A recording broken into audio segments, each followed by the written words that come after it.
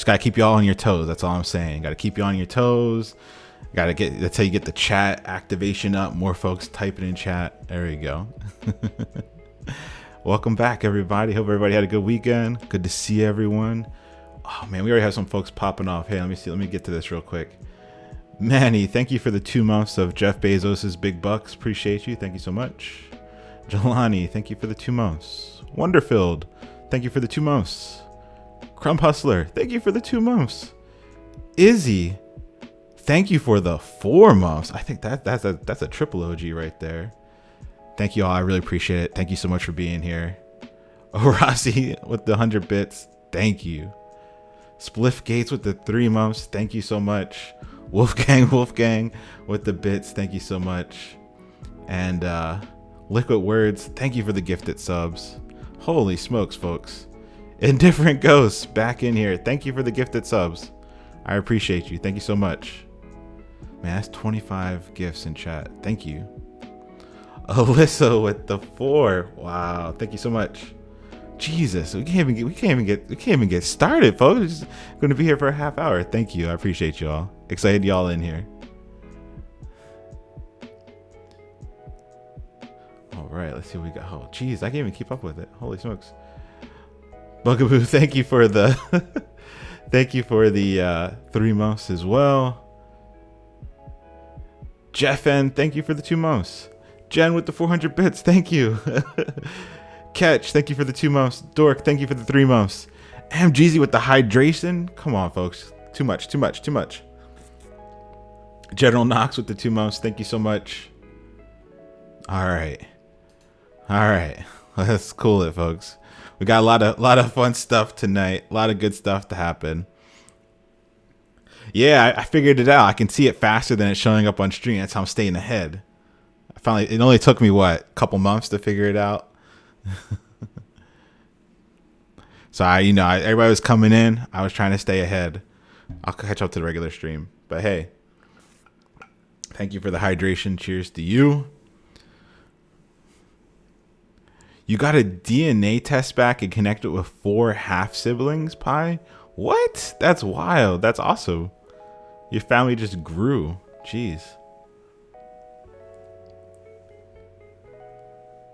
I think I'm still ahead. So I'm gonna wait for the it to catch up here on stream instead of jumping ahead. I got a little too excited. Knox, thank you for the sub. Appreciate you.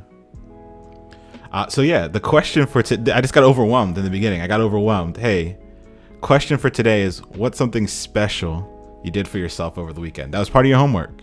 What y'all do? Put it in chat for me. Samuel, you landed your first 2 coffee chats this week? That's awesome. Astronaut, thank you with the sub. I appreciate you. Thank you so much. 2 months. Spent all day in bed on Sunday. Hey, that's the way to go. Sheenan with the gifted sub. Appreciate you. Thank you so much. Dominoes. Somebody celebrated with Dominoes. Wolfgang went hiking. That's cool. Tony Diamond 305 with the bits. Thank you so much. Photo, you had hip surgery today. I hope you're feeling okay. Take some time if you need to take some time. Jeez. Glad you're here though. Wolfgang, thank you for the sub. Appreciate you. First marathon? How'd that go? Gunrish, how did that go? That's wild. Had a great heart-to-heart with a friend. Y'all took this to heart. Y'all did it. You actually did it. Like, I wanted you to do something special. Y'all did it. I appreciate that. Oops, my bad, bro. Sugar-free cheesecake. Okay. I see you. Alrighty, folks. We had another hydrate come in. Riki, thank you for the hydration. Cheers to you.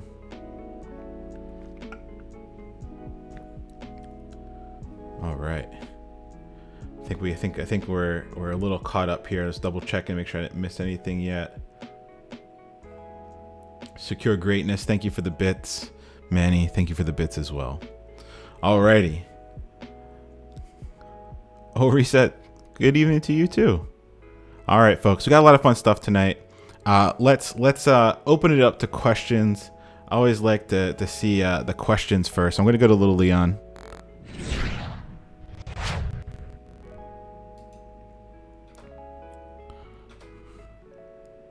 Karma, thank you for the sub. I appreciate you. Thank you so much. 3 months. All right. Have I caught up with my messages? Hell no. Hell no. I would show you my Discord, but I don't want to like accidentally show somebody's like name or anything. Jimmy, thank you for the sub. Basically like 100+ messages, like over 100+ messages. Most of them just like thanking or checking in, and so I appreciate them. It's just going to take me a little while to get through them, so give me like another day or so and I should be through them all. If I didn't get to your message yet, I'm going to get to it. I always like having my DMs open because I want to hear from you, so just give me a little bit of time, I'll get there. Level 5 hype train, jeez. Have we made it past level 5 before? Not sure. That's a cool one. I like the hype train emotes. Those are pretty dope. We still have more emote slots that we have to fill. That's something I'm going to be working on, hopefully very soon. We got a 6 on, oh yeah, the really wild Saturday we hit 6. Yeah. All right.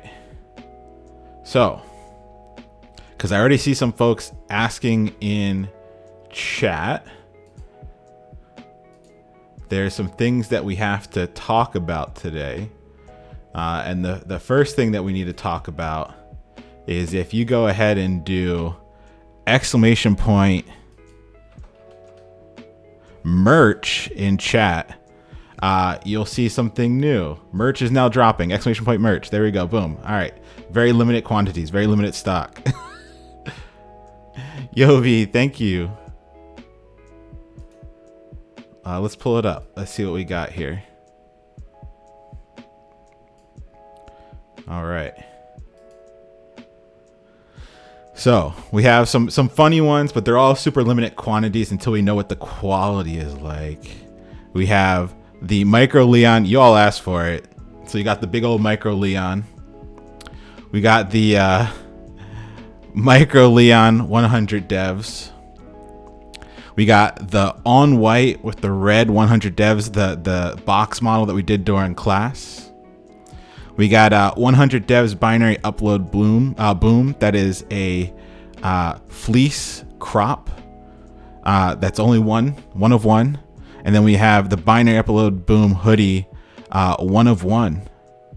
Then we have 100 devs software engineer with the cut. Then we have 100 devs software engineer V1, folks. This is the limited edition V1s. We're dropping live. And you'll notice everything's very super limited stock. We only have 3 of each of the top ones, 1 of each of these, 5 of the cut, and then 10 of the t-shirts.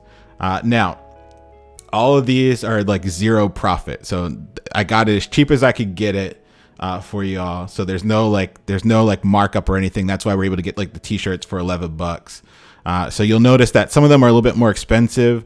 That's just because the quality is different. Like this is a champion shirt, and then this is an American Apparel shirt. So that's why they're a little bit more expensive. Zagu, thank you for the sub. I appreciate you. Thank you. And then this is the like generic shirt that's also, I got down to as cheap as I could get it. And then we have the OnlyFans Match Access V1. So this one is marked up as high as I could get it to mark up. And what it is whenever somebody unlocks the OnlyFans, whoever purchased this bikini set also gets the OnlyFans. So it's only one. Chris bought the software engineer V1. You'll notice that on stream it actually shows what people bought and which one they bought. So it does show up on stream, which is pretty cool. I hadn't seen that yet. And then yeah, so if you buy the OnlyFans one, which I don't want anyone to buy as a joke. Oh, somebody got the Binary Upload Boom hoodie already. Wow, that went quick. So whenever somebody unlocks the OnlyFans, whoever buys the bikini set automatically gets the OnlyFans as well. So that's the joke. Cool. So have fun. We'll see what people like, what they don't like, and we'll do another drop after the holidays. Ooh, got the hoodie. How many hoodies? There's only one left, folks. It's going quick. It's going hot. We'll do merch again.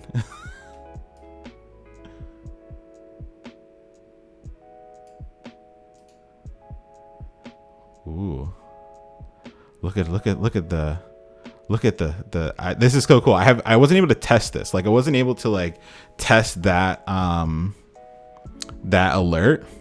So it's pretty cool to see it come in.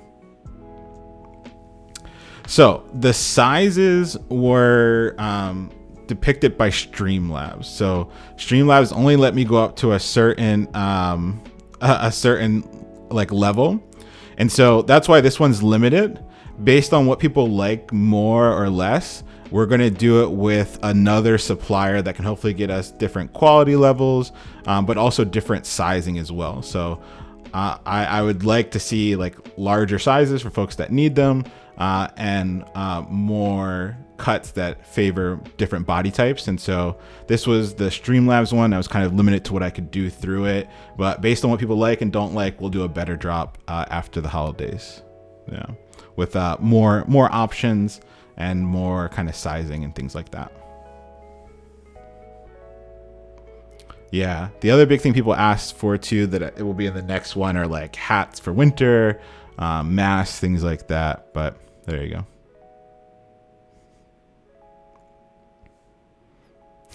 Merch is in beta. Yeah, if you got merch designs, send them on through. I'm happy to take a look at them. These are just fun ones. I really wanted to see the quality of them first, right? So as folks get them and they tell us what they like, what they didn't like, what shirts they liked, what shirts they did like, we'll do a larger run. So you're all a beta testing the merch. So I appreciate you all. I really do. And we'll do a larger drop. And I want to see if I can get prices even lower. That'll be the end goal too. Better sizing and lower prices. But hey, people are buying them. Hey, well, I hope you enjoy the merch. It was fun putting it together. Like I said, trial. We'll work on it. We'll get it better. We'll get it where everybody can get one, and then we'll do another drop post holiday.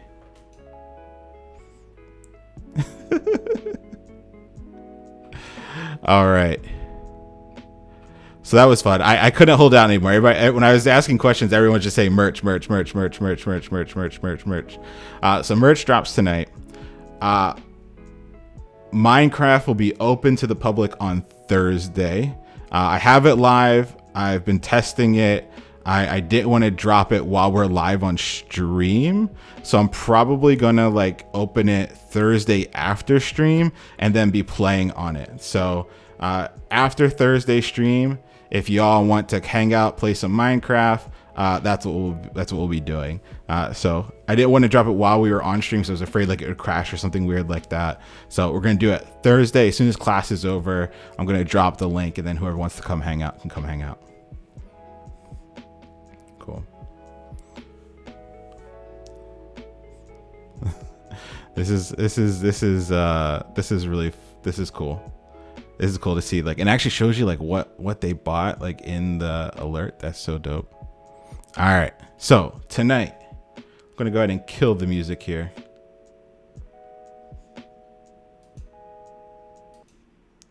Tonight, folks, tonight. Yeah, there's only one hoodie. There's just the one. It was just the one. Like I said, we're gonna do another drop based on what people like, what they didn't like.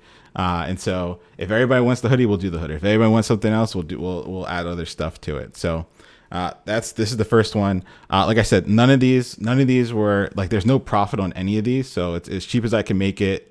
That's what the price was. And so hope you enjoy. I hope the folks that were able to get to it quickly got to them. But based on what people like, we'll do another one soon. All right, tonight, got a couple important topics to talk about, folks. I just saw what somebody bought in the stream. That's hilarious.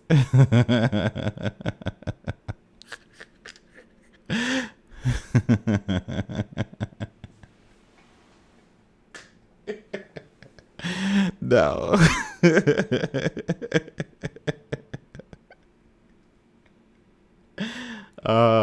That's funny. I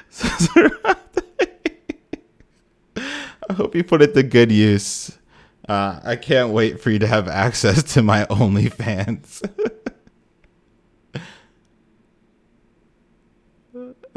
Shout out to the nuns. I love it. Let's go. All right. Tonight, folks. Tonight. Conrad, thank you for the bits. Ooh, you have some Java plugin experience. That's cool. All right, I'll hit you up. Tonight, folks, we're talking about, first and foremost, imposter syndrome. Based on all the talks I had on Monday, it's something I just want to spend a little bit of time talking about. We're going to review the things we talked about last class. What is programming? The basics of JavaScript. Hopefully, if you have questions, we can get those questions answered. Then we're going to work through some of the examples that we didn't get through at the end of last class. We're going to learn about the basics of pseudocode and why it's important and how we can start utilizing it today. We're going to take some lab time to build a temperature converter, and then we're going to work on functions and starting to really understand how functions work. Okay. Then there's some homework to get done between this and next class.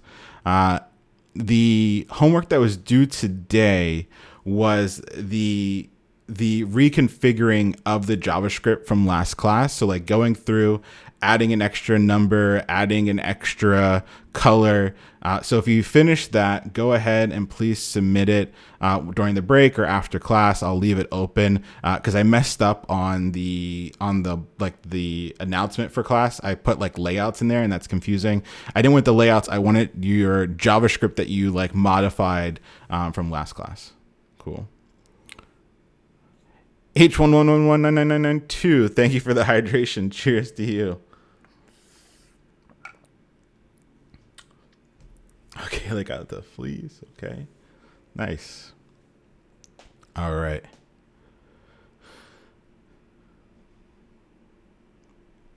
Alrighty. So, sorry about the confusion with the homework.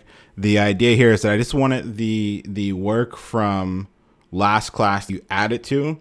If you need an extra day or two to get that in, that's okay. I messed that up. So please, by Thursday, go ahead. And if you need a little bit extra time, I'll leave it open. So, all right. I want to talk about this first and foremost, and then we'll kind of keep talking a little bit more about stuff due and everything. So on Monday,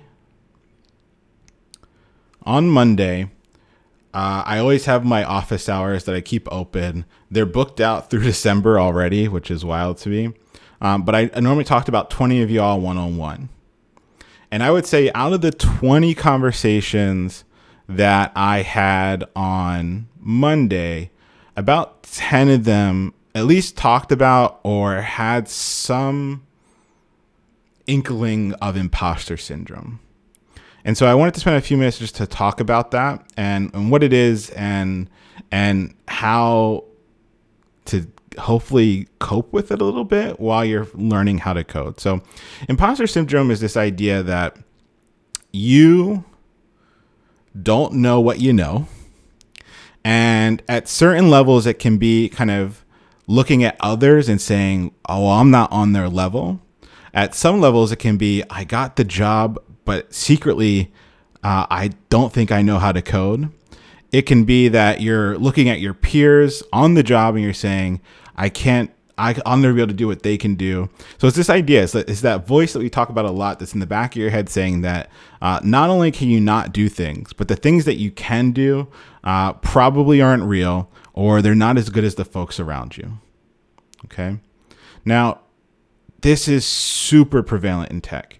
It's probably one of the biggest barriers folks have when they're first starting out. And the secret is that it never goes away, right? Even myself, I've been doing this for 10 plus years. I look at some of my peers going like, wow, how did they do that? And I think to myself, oh my God, eventually the gig's going to be up. Everyone's going to know that I can't code and I'm not good at this stuff, right? I still feel that like on a regular basis when I'm working on projects. So it's a feeling that's really hard to shake. And it's a feeling that's really hard to go away. And it's a feeling that comes in really strongly right as you're starting to come down into the trough of sorrow, right? Because when you're going down the trough of sorrow, all you're doing is looking at the bottom. And the bottom is like all the stuff that you feel like you still have to learn that you don't know. And you're looking around at everybody else on the roller coaster. And what you're realizing is that some people on the roller coaster are a little bit further down than you. And maybe if you look up behind you, there are some folks that are still up above you, but you start to get worried. You're like, wait a minute. There are folks on this roller coaster that are a little bit further along. They're a little bit further down the curve to me. And then that makes us like a wave of like dread comes over you. Like, wait a minute. We're all in this ride together, but why are they further along than me? Right. And so there's something you have to realize is that folks are coming into this experience at all different levels and at all different privileges, right? Some individuals have prior experience. There are some folks in 100 Devs that have gone through boot camps before. There are some folks that have the privilege of 12 hours a day free time to work on things. In the beginning, especially after only 10 classes, only look inward for your sense of progress. Please really don't look around you for your sense of progress, right? It's okay to get help from peers. It's okay to share code, but don't compare your progress to somebody else. Compare your progress to what you were able to do last week. Compare your progress to what you were able to do 10 classes ago, right? Every single person that's here has done great things that they probably couldn't have done before. And that's what you need to look at and hold yourself to as we start to get deeper and deeper into this. Because the idea of like looking at somebody else's layout or looking at somebody else's JavaScript and starting to compare yourself is going to do you no good. It's going to cause you panic. It's going to cause you pain. It's going to cause you to doubt the skills that you already have. And it's going to slow you down. Right? It's just going to slow you down. It does nothing positive for you. Right? It does nothing positive for you. And it's something that the earlier you start being able to put behind or to deal with, the better off you're going to be, because it honestly, that little nagging feeling, it's never gone away for me. I'm sure there are some developers maybe where it's gone away. It's never gone away with me. But what I have been able to do in my career is be like, all right, I know what I can do. I know I can build this. I know I can do that. And that to me has value. And I'm thankful and proud that I can do it. And I realized that there are people that are going to have different skills and specialties than I will. And there are some things I will never be as good at as someone else that spent their career doing it. And that's okay. Software engineering is wide. You can go deep in many little valleys, and you have to be comfortable with that. And knowing that when you join a team, there's always going to be somebody on your team that knows more than X about you. And eventually over your career, you'll develop a specialty as well.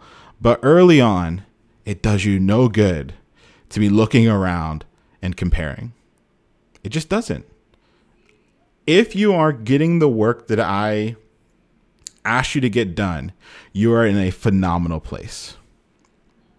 And early on, I'm not asking for perfection. I'm not asking for pixel perfect. I'm not asking for it all to work perfectly. I'm asking for you to try. I'm asking for you to break things. I'm asking for you to explore. I'm asking for you to give a strong effort. And there are going to be some projects that you solve quickly, and there are going to be some projects that you come time to turn them in, and you're like, I don't have anything to turn in. That's okay. That's okay. It's going to happen. Sooner or later, it's going to happen, right? But what I need you to do is I need you to push. I need you to dig deep. I need you to give your best effort. And if you're doing that, stop, smell the roses a little bit, and look at your progress. Look at the things you've been able to do in just 10 classes. Right? Look at what you've been able to do in just 10 freaking classes. and think about what you're going to be able to do a year from now. Don't focus on the right now. Focus on the year from now. If y'all watch the video, and I hope you had a little bit of time to watch the Dr. Eric Thomas video. Dr. Eric Thomas and his like big classes, what he says is, I don't care about your reality. I want you to dream. Right? He says, I don't care about your reality. I want you to dream. Right? And so right now you're in the suck. You're going down into the dark depths of the trough of sorrow. And I don't want your reality right now. I don't. I want you to dream. I want you to say, what could I accomplish if I gave myself the benefit of the doubt and I gave myself a year of embracing the suck, a year of being uncomfortable, and a year of working on myself? And so leave the reality at the door for tonight's class.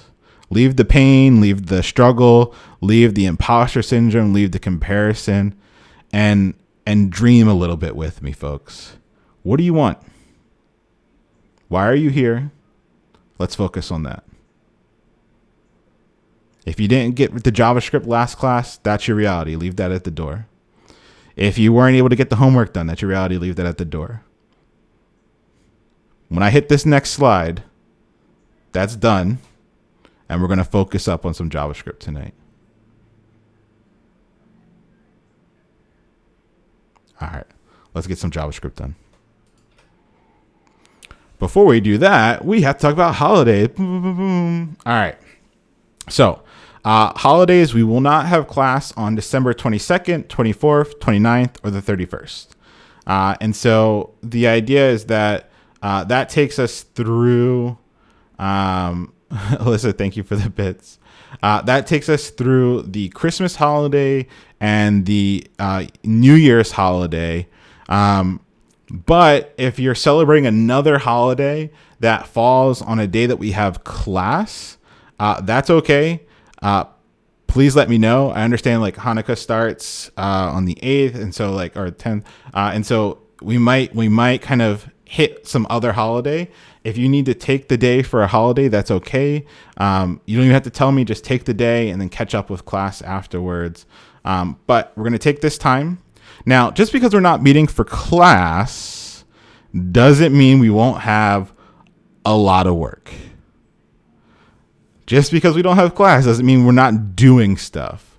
Doesn't mean that we're not building out our portfolios. Doesn't mean we're not doing more layouts. Doesn't mean we're not working on our JavaScript. Doesn't mean we're not trying to find a freelancing client. Doesn't mean that we're not doing a lot of stuff. It's just meaning that physically you won't have to have your butt in a seat looking at me on these days. Okay.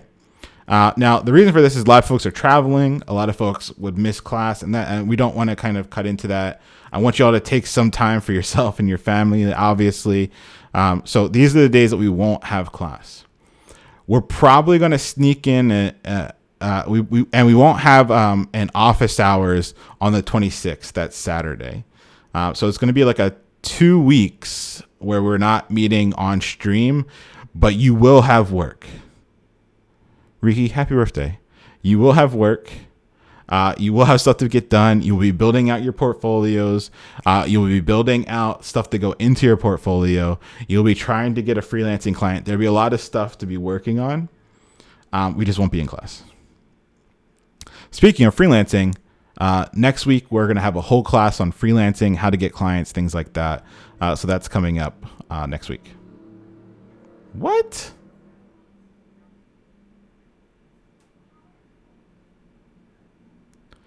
Beliebly, thank you. I appreciate you. What? 20 gifted subs. Thank you so much. Holy smokes. Wow. Man. And what?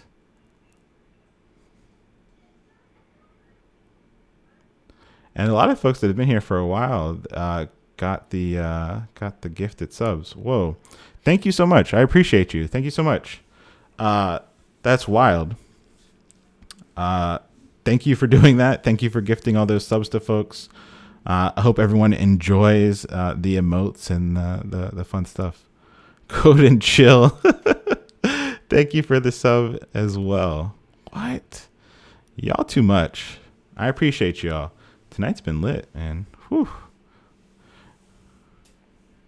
Thank you. Thank you. Thank you. Thank you. All right. So this is my slide for what time it is. And this one I was going to drop merch and it's going to be a big thing. But since you guys y'all kept asking for it, I did it earlier. But the what time is it was the announcement for merch. So congrats everyone that got in on the merch drop. Let's see real quick. I'm going to take a peek. We only have one thing left. What? One shirt left. My mama didn't even get a shirt. One shirt left. That's wild. Kudos to y'all. Hope you enjoy it. Hope you get to show it off. Flex on Discord for us, please. When you get it, I want to see all the We're gonna have like a channel just for flexing. Just for flexing the merch. I'm going to add it. Discord question. Will the classes we miss be added to the end of Bootcamp? Yeah. So it's kind of like we'll be in week 6 and then we're going to come back to week 7. So it's just as though like we're still the same number of weeks. It's just that we have 2 more gaps. So we're not like cutting off the number of weeks of program. We're just taking a gap between the weeks. No, the bikini sold.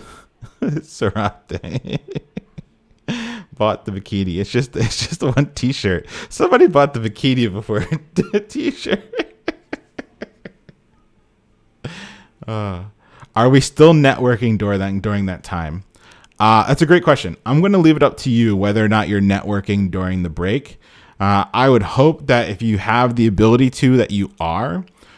If you're not traveling or spending time with family or taking a break, like I would want you to still do it, but I'm not going to require it because I know so many people's schedules are going to be really wild. So many folks will be going here and there. So many people are going to be jumping around. And so I'm not going to make it required. We'll also pause the coding challenges so you don't have to worry or stress about those as well. So I'm going to give you a lot of work, a lot of things to be working on, but I won't have the networking being a requirement and I won't have the daily stuff as a requirement just so that people can take the time they need to be human. And then when we come back, all that stuff will pick up again. All right. Should we tell the coffee chats that we're required by our bootcamp to connect with them? No. Cookie. I got the last one. Yay. I'm glad you got the last one. Wow. That was you know what? What? I think like it's funny because I feel like there's like double purchasing that's happening, which is interesting. What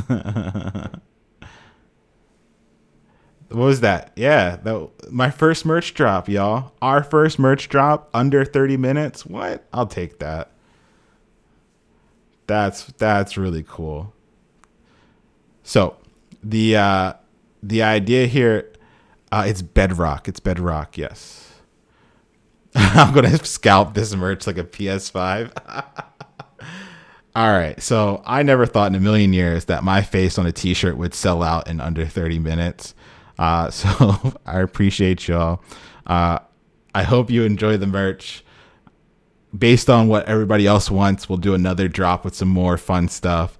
But this was really cool. This was fun to see. To sell out in 30 minutes was pretty dope. So thank you all for copping some merch, and I hope you enjoy it. Beyonce better watch it back. No. All right. Let's get into it, folks.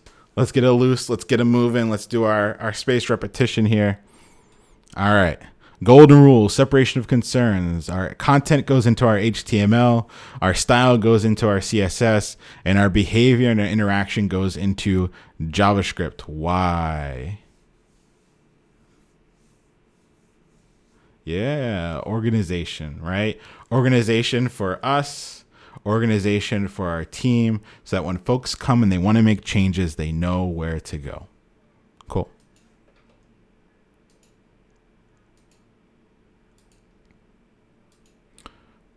All right.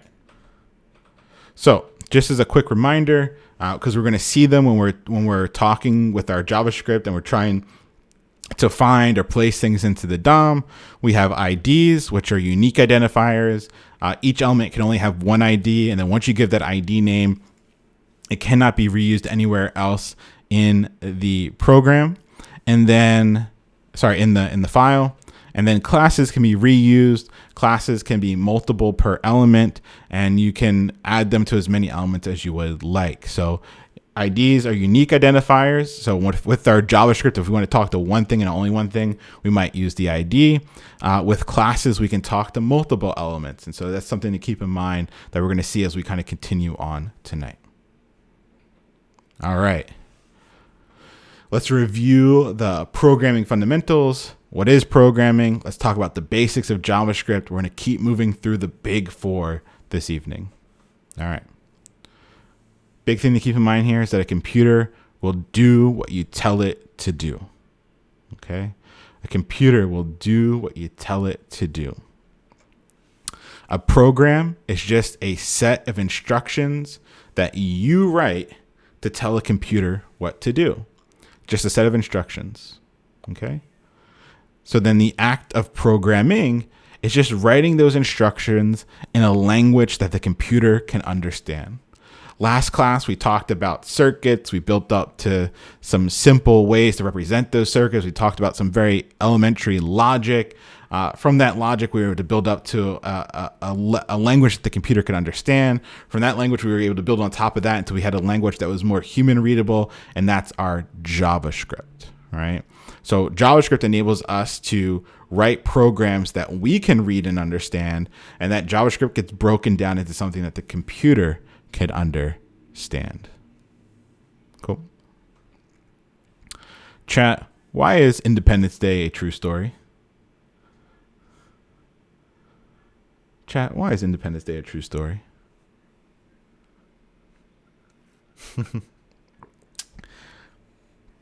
As it says on the two pieces of merch that had it, binary, upload, boom, right? The idea behind Independence Day being a true story was that Jeff Goldblum saved the world by writing a computer virus that stopped the energy transfer between all of the motherships and the alien ships. And so when the power stopped or the signal stopped, their shields went down and we were able to nuke them. Right. But how was Jeff Goldblum able to write a program in an alien language? Well, it's because we assumed that maybe things like on and off are universal constants. If you agree to that, your logic would be built off of that. Your logic would be built up to something simple that a computer can understand. And then from that, a higher level language that the aliens used. So Jeff Goldblum was able to reverse engineer, right? They were able to reverse engineer from that alien language all the way down to the binary and then all the way back up, inject that computer virus, bring down the shields. We nuked them, America.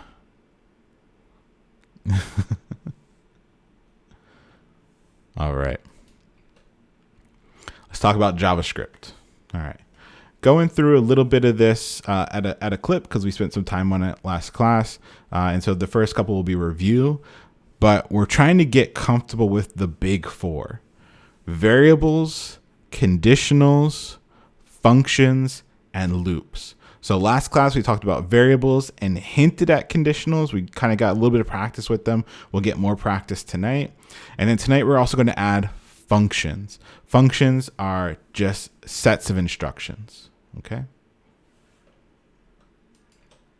All right. As we're writing JavaScript, we got to remember that JavaScript has a very specific syntax. There's going to be ways that we write things. And so one of the confusing parts when you're first getting into JavaScript is knowing, all right, a parenthesis here, a curly brace there. And so that's why we're going to get a lot of practice, a lot of hands-on practice tonight. And it's also why I asked you to keep remixing the stuff that we do during class. One of the things I asked you to do for homework was to delete stuff and retype it out. I asked you to add an extra thing to add an extra color, add an extra number.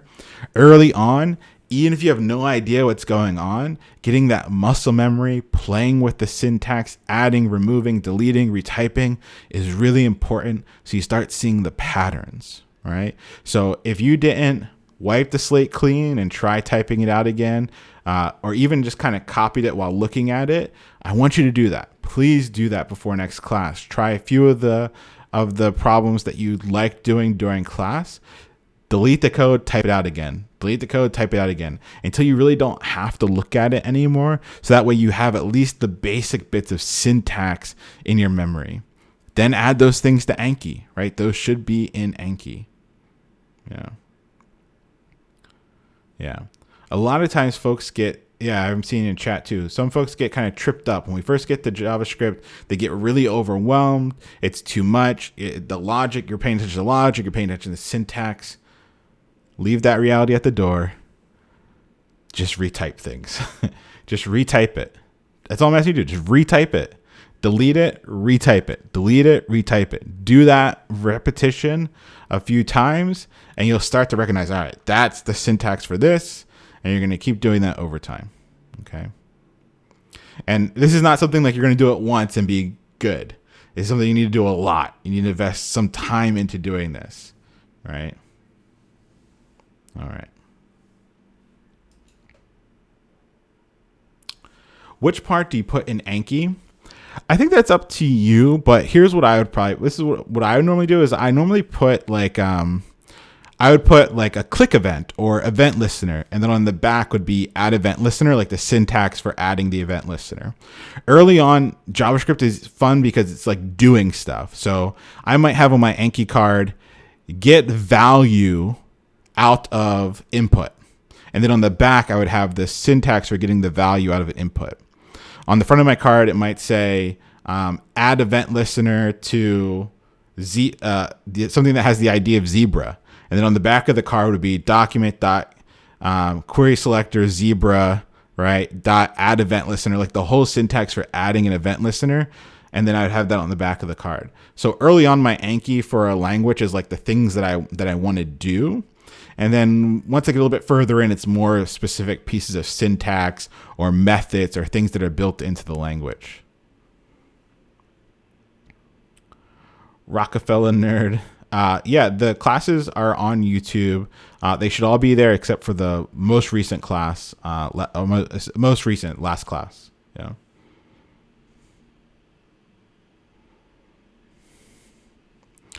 Is there any audiobooks I can listen to while I rest my eyes? My eyes are souring from looking at the screen too long. Not really. It's kind of a hard thing to learn code from listening instead of practicing. You can read Charles Pretzel's book, Code, which I think is really pretty good. But I would definitely take care of your eyes. Make sure you're taking more breaks. Make sure you're looking at something out in the distance. Make sure that you're using something like Flux. Just to make sure that you're taking care of your eyes. This is a marathon, right? Yeah. Inverting screen. Yeah, I've seen people do that before. I like Flux a lot. Some people have luck with the map, saying a lot of folks have some help from the blue light blocking glasses, like the gunner glasses or those gamer glasses. It's worth a try.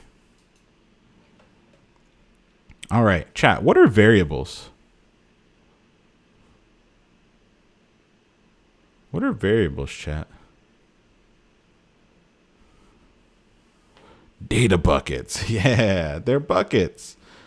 They're memory buckets. I love it. Yeah. A variable is just a value that we're telling our program to remember for use later on. So it's an entity that we use to store a value, right? And so we can imagine that we have code. And we have something called memory. And so inside the memory, we can store stuff for use later on. So if I declare a variable, so let's say let age, let is the keyword that's screaming, hey, create a space of memory, create a space of memory, create a bucket, create a data bucket, right? That's what the let's doing. It's screaming out to us. So we're going to go ahead and create that space in memory called age. And then we're going to assign it the value of, let's say, 28. So what actually happens is now inside that space in memory is the value 28. Oh, we got a lot of stuff coming in here. Hold on. Izzy with the hydration, cheers to you. Will with the hydration, cheers to you. Booty Liquor with the stretch, thank you. Now, if you did buy the OnlyFans match bikini, you are closer to my OnlyFans. But as you all know, it's not that kind of stream until you get there.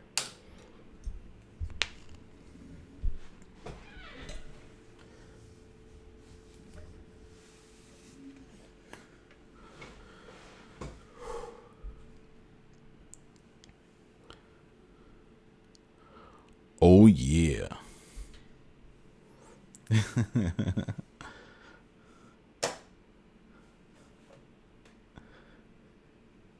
All right. So, chat. What is this right here?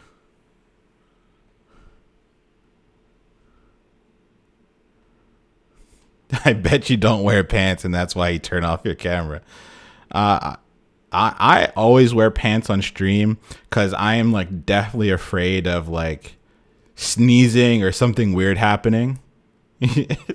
And me being naked on stream or some shit like that. So definitely always have pants on. Just in case you were wondering. Nice. Declaration, chat. Declaration. Cool. And chat, what is this?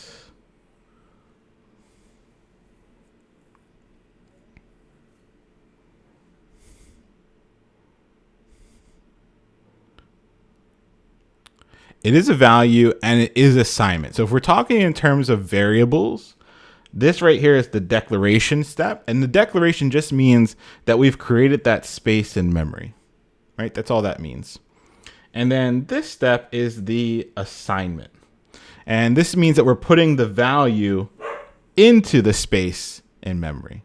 So declaration and assignment are the two steps when we're dealing with variables. All right, declaration, assignment. We can do both at the same time. Declaration and assignment. Boom. Remember, you want to keep a convention. So whenever you're naming your variables, you want to be consistent.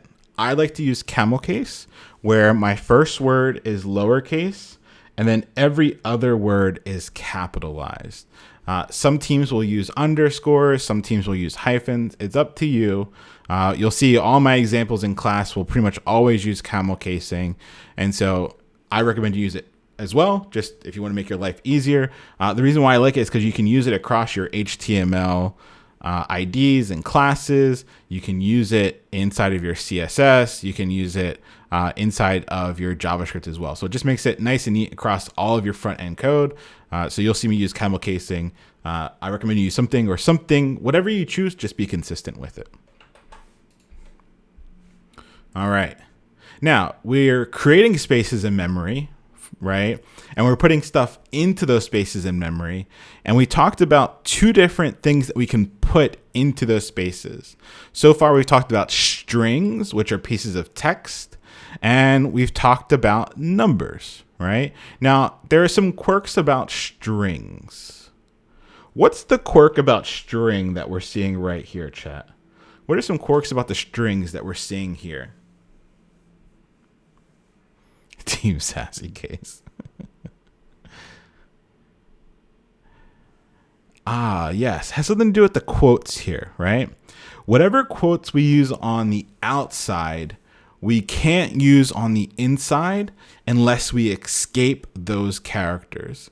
So what we're seeing here is that we have these lovely single quotes on the outside, which means that we can use the double quotes inside.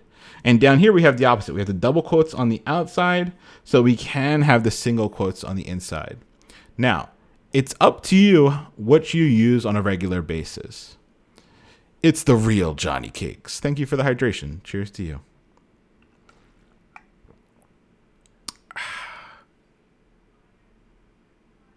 Hit Sabotage. Thank you for the gifted sub to Sir Peanut. And that's another sentence I never thought I would say in my life. It's just all your names are so funny that like I'm just afraid. Like my like there's like some like my neighbor is probably like, why does he always say booty liquor? Why does he keep saying booty liquor and Sir Peanut? Like he's got some issues. I like all the love in chat. That's cool. All right. So the trick here with strings is that whatever you use on the outside, you can't use on the inside unless you do this lovely escaping. So you can do these little lovely backslashes and then it doesn't really matter. So just keep that in mind. All right. Numbers. In JavaScript, we have integer values, which are kind of like whole numbers. And we have floated values. Floated values are just decimal places. So here you can see a whole number and you can see a number with a decimal place. We call one an integer and one a floated value.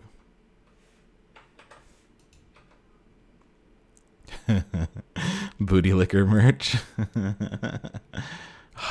I really messed up on the bikini.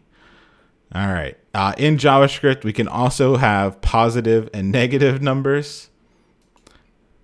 And we have many different ways of doing arithmetic. Plus sign is for addition. Hyphen is for subtraction. Multiplication is with the asterisk.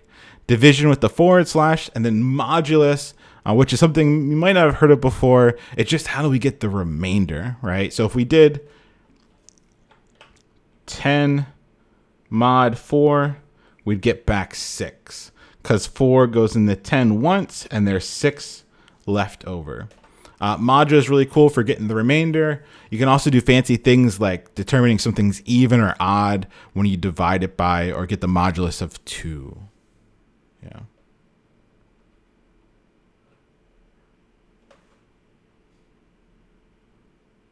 Oh wait, I did the wrong one. I did 10 mod 6 and not 10 mod 4.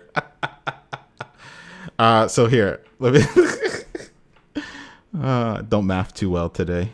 All right, so 10 mod 4 would be 2 because 4 goes in the 10 2 times, and you have 2 left over. I like how I did the math too on screen. I'm like, okay, yeah, that makes sense. That's good. Yep, that's the math. Oh boy. Oh boy. No, don't clip it. I was totally sure of myself too. I'm like, yeah, that's the math. That's how it works. Boom. First try.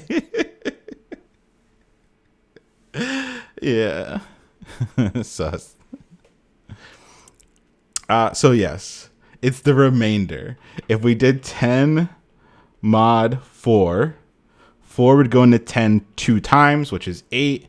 And then 10 minus 8 is 2. So we'd have 2 left over. If we did what was in my brain, which was 10 mod 6, 6 goes into 10 one time. And we have 4 left over.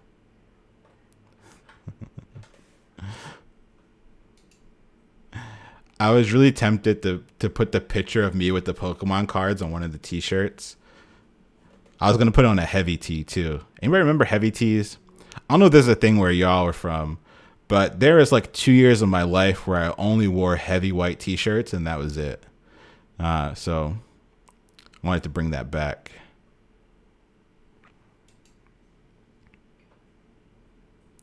All right. Super long, down to my knees.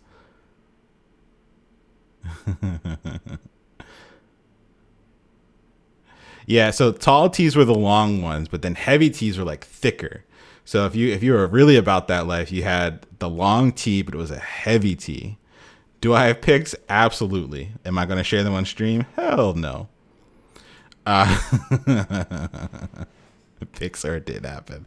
Maybe we'll make that a community goal. Let's look at embarrassing photos of Leon on stream. Scammed. All right. Let's talk about making decisions. Before we can jump to conditionals and making decisions with our condition, I do have a photo here that's pretty fire. I'm not gonna lie. I'll show this one on stream.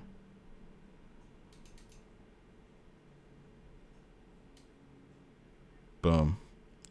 Fire since day one. Look at it. Fuego. Boom. Loved it.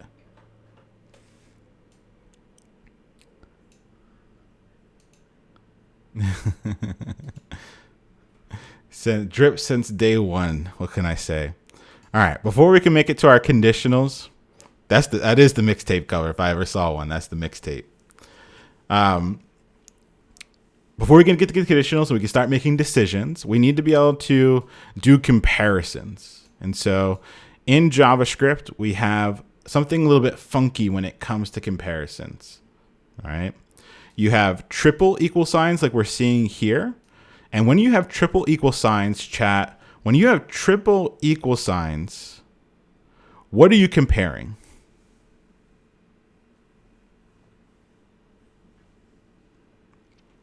Ooh, type and value, or we should probably say value and type. When you have three equal signs, you're comparing value and type. When you have two equal signs, what are you comparing?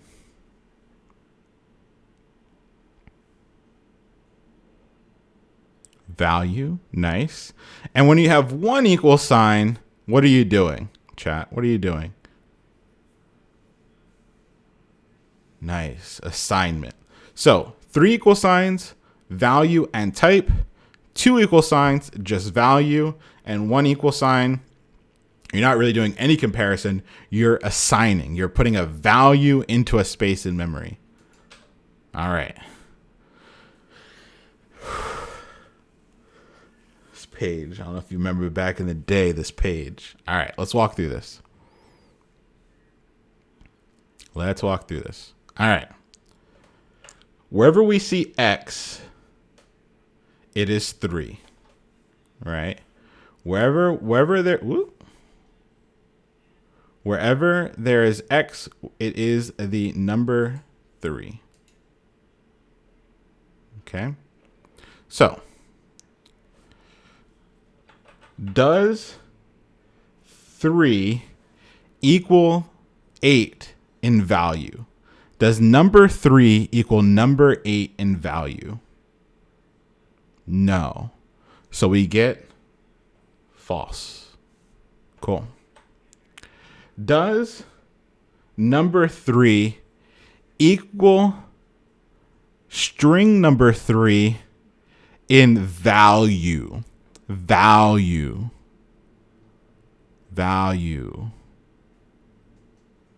Yes, they are both the number 3. However, does number 3 equal string number 3 in type?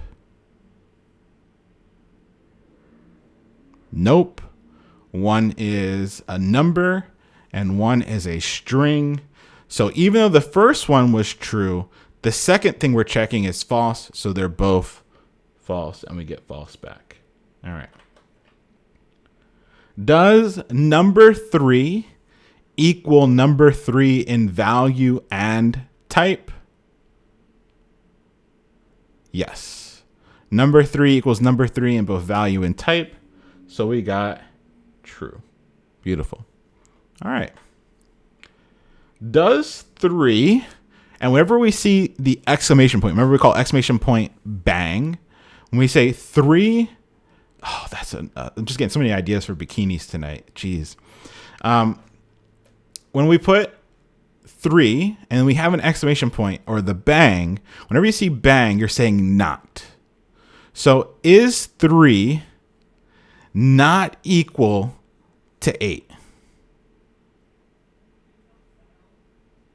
That's true. The number 3 does not equal the number 8, so that is true. Now, let's get a little wild here, folks. Does the number 3 not equal string number 3 in both value and type? Value and type. That is true. That is a true statement because number 3 is not equal to string 3. So that becomes a true statement because they are not equal. And they are not equal in type, right? That becomes a true statement. Next one. Is number 3 not equal to number 3 in value and type? No, that's false. They are equal in value. They are equal in type, right?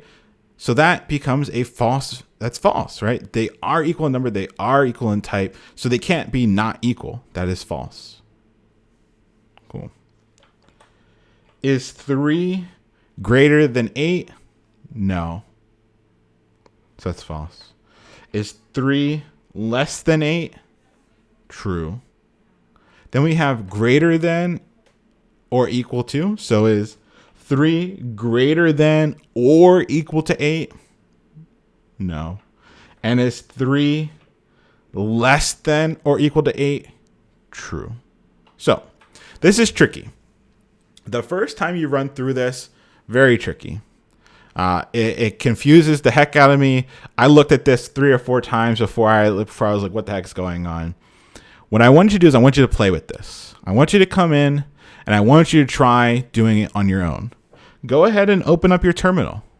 Open up your console. Right click, inspect, go to your console, and you can do any of these. You can do 3 not equal to 8 and get the value back. So go in and play with these on your own and swap up the number. Change this from 3 to 8, right? Change this from 3 to 8, right? And then run through it again on your own, okay?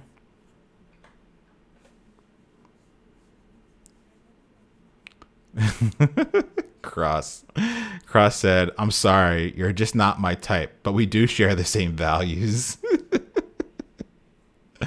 That's some programming memeage right there. I'll take that. All right. So definitely come back, play with these. If you get stuck, ask questions on Discord. And we're actually going to come back to this at least 1 or 2 more times, just because I know it can be tricky, but I want you all to play with it before we go deeper with it. Yep. Play with it. All right. So variables and then conditionals were the second of the big 4. A conditional is we're just checking to see if something is true. And if something is true, we do something, right? So if a value is true, we do something. So here,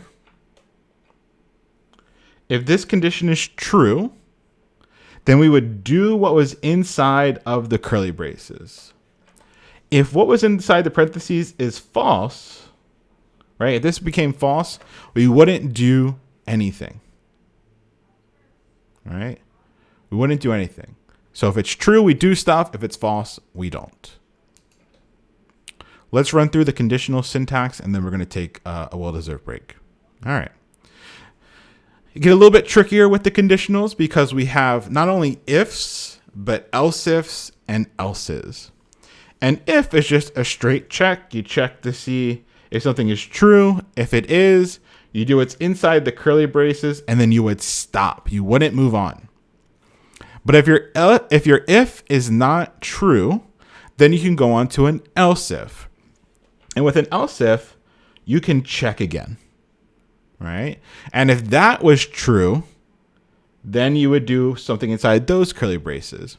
And the cool thing is that you can have as many else ifs as you want. So you could check for an if, check for an else if, check for an else if, check for an else if, and kind of go as long as you want. You can stop with an else if. You do not need an else. An else is a default condition, meaning that if everything else works, the else would never get to run. But if everything above it was false, right? If your if was false, your else if was false, your other else if was false, if everything else was false, the else would automatically run. It wouldn't need to check for anything. It would just run. Cool.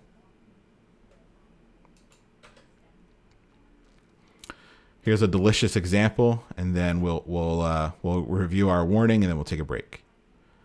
What gets printed to the console here, chat?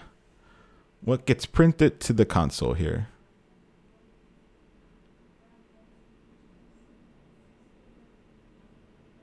What gets printed to the console? All aboard the train to Flavor Town, because we created a variable called pizza and we assigned it the value Domino's. Okay. Then we're going to check. Does pizza equal Papa John's? Hell no. So then nothing happens. We go to the else if. Does pizza equal Domino's? Yes. So we print to the console, all aboard the train to Flavor Town. Wonderful. And so, I won't tolerate the Papa John's slander.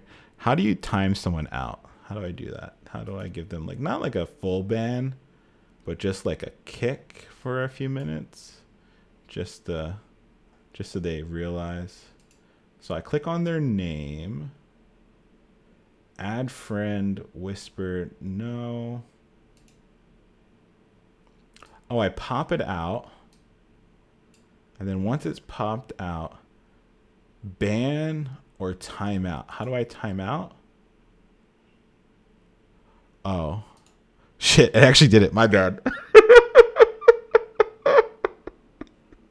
I'm sorry. I thought it would like give me options, and I thought it'd be like 5 seconds, and then I'm sorry, Fork. I'm sorry. It's I'm sorry. Good thing we're taking a break. Good thing we're taking a... I thought it would give me options. I didn't. It's my first time doing it. And I'm sorry. I really thought it would like give me like options. Nope. Just 600 seconds timed out. The power is going to my head. I think we need to take a break. All right, let's take a break, folks. Let's take a break. I'm gonna put 5 minutes on the timer here.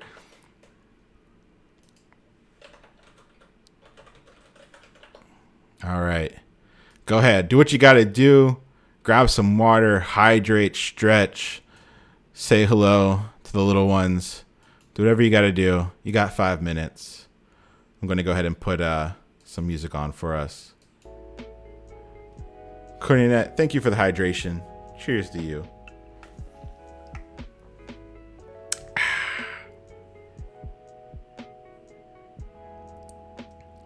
Pork, you should be, as Alyssa said, you should be untimed out.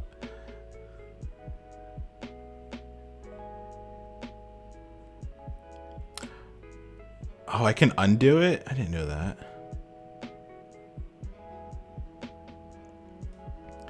It's a server. Miriam will be a server. Does this mean Leon is selling out? How am I selling out? Oh well, the bikini actually did have profit on it. I have no idea what I'm doing with that. I think it's gonna be a donation to RC, but all the other ones there was no like it was as cheap as I can make it, no profit. I'm sorry, Pork. That was hilarious. / timeout user. Oh, okay, cool.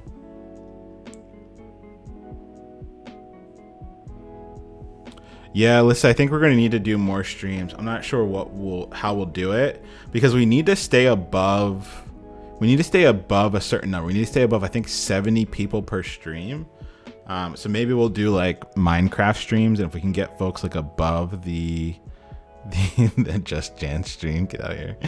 If we can keep people showing up, then that'll work. So maybe we'll do like I was thinking about doing like fun ones that were like either somewhat like gaming, like either the Minecraft server, but also like just like doing layouts or doing JavaScript, like not part of class, but just like fun projects or something like that. So I think I'll do a poll on Discord and see what people want.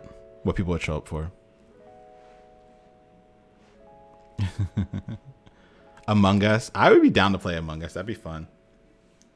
Luck Monkey, thank you for the sub. I appreciate you. Thank you so much.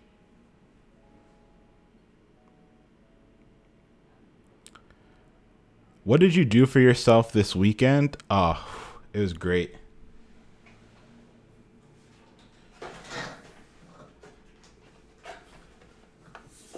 I drove digitally.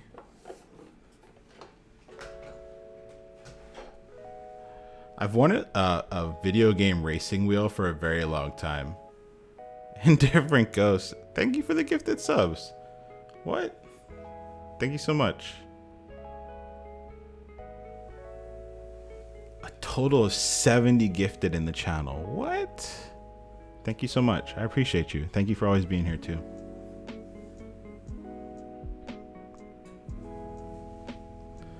Different Ghost on another level. That's all I gotta say. Appreciate you. Thank you so much. And for all the help too.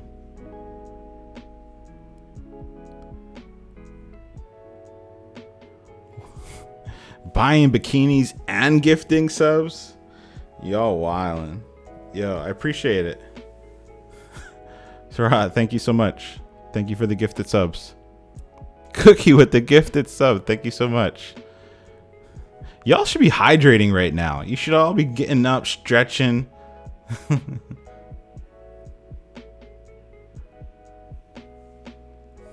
I'd be down to do a co-stream. I think that could be fun. Tony Diamond, thank you for the cheers. Appreciate you. What? Sarat, Indifferent, Cookie, I appreciate y'all. Thank you so much. Yeah, with that bikini cash. A mental health tip stream. That could be interesting. That'd be nice. Manny, thank you for the bits. Appreciate you. Are you starving by the time class is done, or do you eat beforehand? Today was weird. I ate beforehand, but normally I don't eat until afterwards. Chris, thank you for the gifted subs. Because stream's done at like 6 something my time. So that's like good dinner time for me. Alyssa, thank you for the bits. Yeah, normally I don't really eat until dinner most days. I'm weird like that. I've never eaten breakfast. Not a big lunch fan. I'd rather have like one big meal a day, and I'm kind of cool.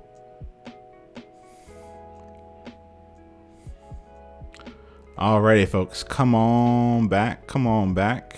Hope you got some hydration. Hope you got a stretch in. Hope you're able to do the things that you need to do. Let's keep pushing, folks. Let's keep pushing. Cookie Codes, hey, thank you for the bits. Appreciate you. All right, let's kill the music, folks. Come on back. Leon, take care of yourself. I am. I'm doing good. These past couple weeks have been good.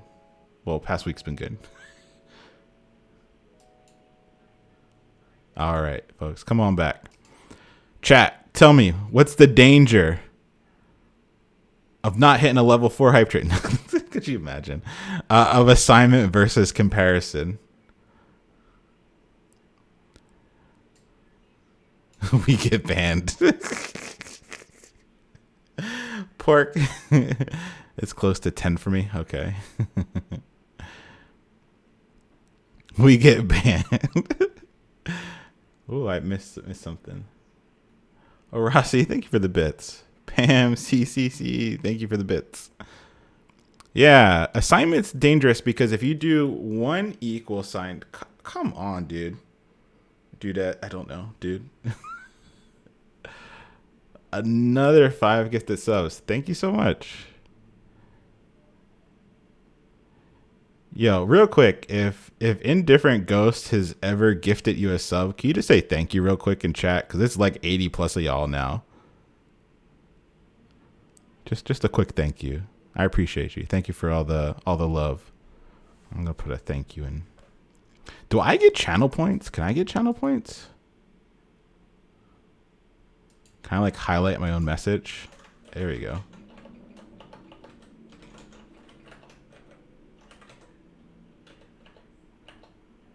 Hey, I can use my own channel points. That's wild. I'll take that. Are you watching you? I don't know. Who watches the watchers, right?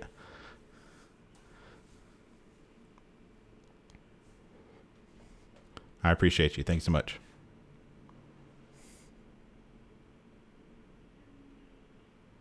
I have unlimited as channel partners, so I can unlock my own OnlyFans. What? I'm about to be splashing. What can I do here?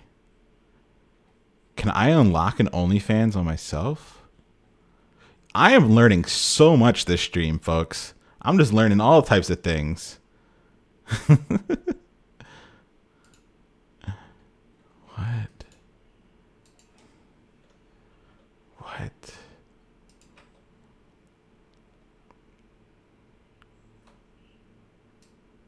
Hold on. I'm just happy right now. I just learned something so new. There we go. Boom.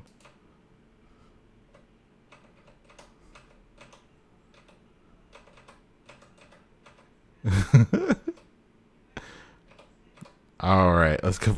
There we go. All right. Dude, that's gonna be cheating then. I'm letting the power is going to my head today, folks. I'm banning people. I'm using unlimited channel points. I missed the drink. Hold on, let's see. Huh, I don't see it in my activity feed. Oh, there we go. What? Nope. I'm sorry I missed your drink. I don't see it in the feed, but hey, cheers to you. Thank you for the hydration. Alrighty, let's keep it moving. Let's keep it going. Bugaboo, thank you, Bugaboo. Appreciate it. Thank you. Cheers to that. Cheers to you. Oh, I see it now. There you go. Cool. Thank you. All right. We can have multiple conditions. Okay. This is where both conditions must be true, right? So in this instance, I'm saying if name equals Leon and status equals ballin', you wink at camera. Cool, right? Both were true. So we did the action. Name was Leon, status equal ballin', wink at camera. Cool. Funny commentary. Thank you for the 5 gifted subs. What is going on today? All right, so we know payday. What was? Hold on, I gotta pull up the calendar real quick.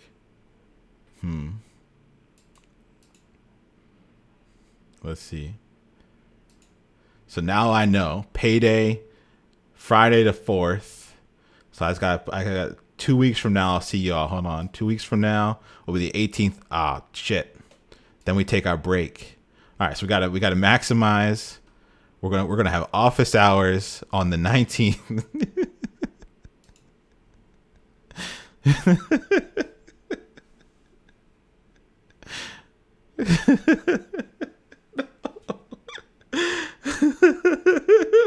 Brian, no. Brian said we're all running out of unemployment benefits, so we go in hog wild. Oh, that's the opposite of everything I want. That's the opposite. Today's stream's been the best. I haven't laughed this hard in a while. Hold on. There we go. Oh, that's hilarious. All right. Multiple conditions. So both of these were true. So you got a lovely wink at a camera. What? How do we get another level 5 hype train? Like 2 in 1. It hasn't even been an hour. Real talk though, y'all spending too much money. I appreciate all the love. I appreciate all the donations to RC, but this is too much. It really is. Y'all bought merch today. There's been, I don't know, 50 plus gifted subs. A lot of you have been spending that Jeff Bezos' money. I really, really do appreciate you all. I appreciate all the support. I really appreciate you supporting RC. We're taking in 40 students next cohort, 40 folks. So these donations are well timed. So I appreciate you all. But yeah, this has been too much. Thank you so much though. All right, so we have multiple conditions, and we have or. So this is and, both of them have to be true, and we can have or with the pipe character or double pipe character. So if day equals Saturday or day equals Sunday, then we know it's the weekend. So only one has to be true. Cool. And or. Knox, thank you for the gifted sub. For the newcomers, talk about RC for a sec. Yeah, so I teach at a nonprofit during the day. We run a nonprofit boot camp for individuals of color in the Boston and now Philadelphia area. We're able to take folks from kind of zero prior technical experience to hired within pretty much 20 weeks. And so we just graduated a cohort on Friday. 11 of the 16 already have full-time offers with an average starting salary of $99,000. We expect probably like 2 more offers to come through this week, and the rest very soon. So it's been a very, very happy week. I appreciate all the support. All right. Let's take a look at class weekend or boring day. If you're new and you need the code that we're about to go through, it's !Discord. Go ahead and join the Discord. Once you agree to the rules, there'll be a follow along materials channel. Once you go in that channel, you'll find all the starter code that you need for today, including the starter code we're about to go through right now.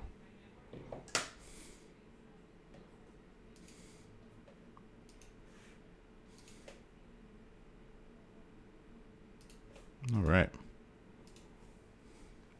So I'm going to go ahead and open up the class weekend boring. We already saw most of this, but there was one extra thing I asked y'all to do. And that extra thing was make sure that this worked when there was capital or lowercase letters. Blink2, thank you so much for the sub. I appreciate you. All right. So let's go ahead and take a look at what it's doing. And if we look at it, we can put in a day of the week. So let's go ahead and put in Thursday. And we're going to open up the console. So I didn't alert it in this one. I put it in the console. So I open up my inspector. I go to the console and I click check. And we can see that we have class. Let's put in Saturday and click check. It's the weekend. But look what happens when we capitalize the S. And I click check. I get boring. So there's something interesting happening here. If I do any capitalization, it doesn't work. So let's go ahead and take a look at the code and talk through why this might be. All right. So let's start at the top just to kind of review some of our syntax here. What I'm doing is I am looking in the DOM and I am finding something that has the ID of check. I am putting a Smurf on it that's going to listen for a click. When that Smurf hears a click, it's going to run these sets of instructions. Here's that set of instructions. Here it is. So if we were to go back and look at the DOM, you didn't see it because you had to look real close. Hold on, let me magnify it here. Once we made it big, you gotta kind of close one eye though. There you go. So when we zoomed in and you kind of squinted a little bit, you saw the Smurf. Okay, there's a Smurf chilling on this button. Yeah, those are some special effects right there, folks. You see it now? Look at y'all. Look at it. You see it, right? Everybody seen the leprechaun say, yeah. So there's the Smurf. All right. It's just those dang nuns. It's just sitting out there. It's just hanging out. All right. I love when chat responds on that one. That guy needs to be involved. Heck yeah. So he's just chilling. The Smurf's just chilling, listening for clicks. The Smurf sees the click come in. It's circling. Boom, click happened. The Smurf saw the click, and what it did is it yelled for these sets of instructions to run. So the Smurf said, hey, I just heard somebody click on that button. And whenever it heard a click, it said, run this set of instructions. Here's those sets of instructions. Alrighty. So let's look at those sets of instructions that the Smurf just said to run. The first thing we're going to do is we're going to look at that input. That input had the ID of day. Like if we look at the HTML, we can see that that input had the ID of day, right? So what we're saying is, hey, when somebody clicked on that button, find the input that had the ID of day and grab its value. So right now its value is capital S Saturday, right? It's capital S Saturday. But if we look at our conditionals, our Saturday is lowercase inside of our conditional. So the casing matters. This would be a string that does not match Saturday because it has a capital letter. So chat, what did you use? What did you use, chat, to make sure that this always worked? Go for Mitch, got it first. Yeah. Cool. 2 lowercase. Let's take a look at it. 2 lowercase.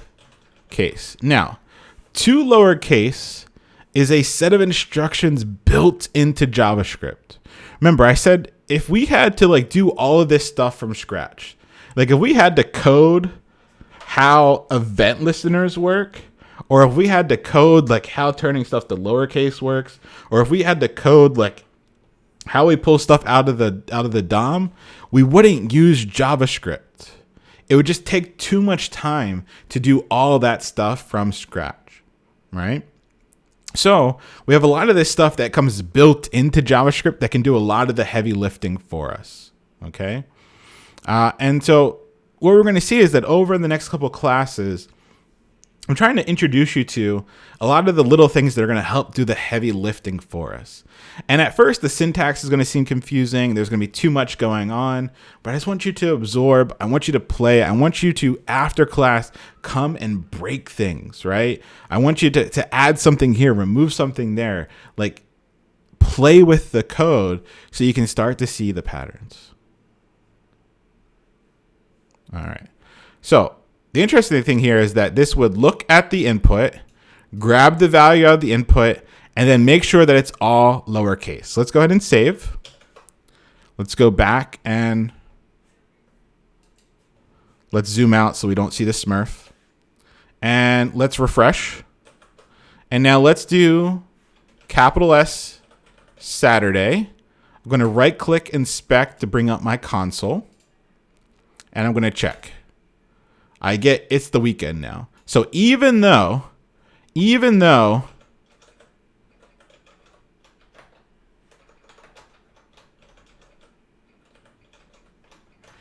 Saturday equals Saturday with the capitalization is false, what we've done is taken Saturday and then made every single letter in that word lowercase, right?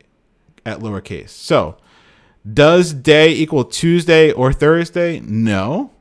Does day equal Saturday? Yes. Because even though it had a capital letter, it was made lowercase. So this statement becomes true, and we console log, it's the weekend. Beautiful. Cool. Any questions about that while we're here? Any questions about this one? And you'll notice I switched it up a little bit. I didn't use alerts. We used alerts. I did console logs.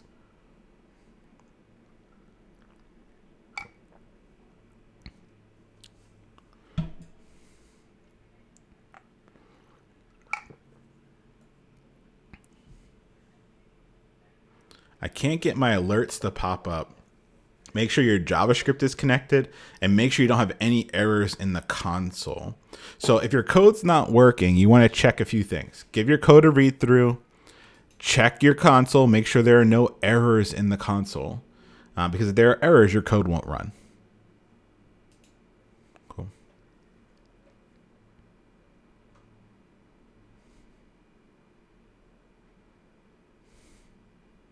Can I explain the difference between alert and console log? Alert gives you a pop-up. Console log shows up in the console. So it'll show up here. So there's kind of like the two different locations where stuff would show up. So if we change this to an alert instead of a console log, and we go back, and we do Saturday,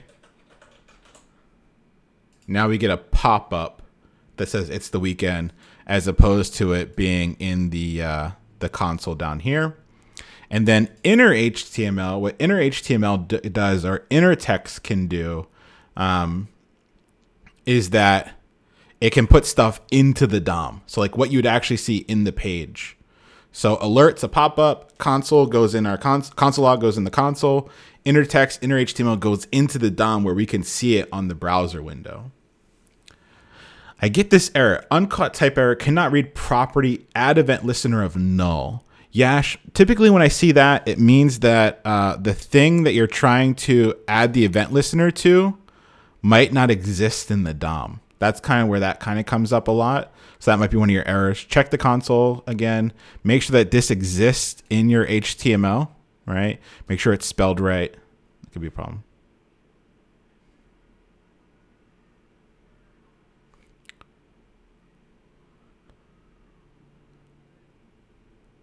Why doesn't it work when const day is outside the function? Is it not globally scoped? So we're going to cover this a little bit more next week. But when you're using certain variable keywords, they are blocked to their first scope, right? So they are blocked to their first scope. So they will be blocked to the function scope. I don't want to go into too much detail into that yet because we're not that far along yet. But yeah, when you're using certain variable keywords, the scope will be the current scope that they're blocked into. Yeah.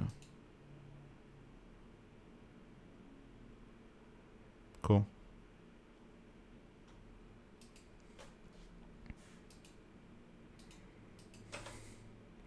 All right, let's take a look at this angry parent simulator. We didn't get a chance to talk about this yesterday, so I want to open this up. I want to take a look at it.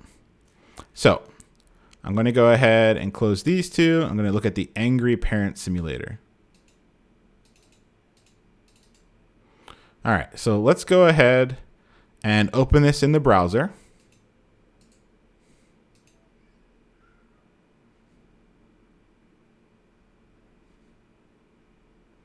All right, so let's go ahead and put it in. First name, Bob, Bobber,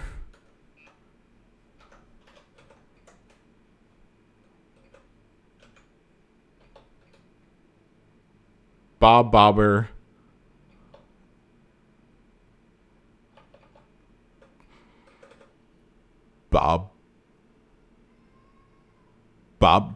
Bobson, Bob, Bobber, Bobson,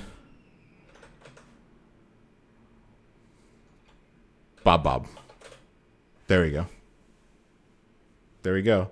Ooh. Boppity. I like that. Bob, Bobber, Bobson, Boppity. There we go. Or Bob. Oh, I like that. Oh, that has a ring to it. Bob, Boppity, Bobson, Bobber.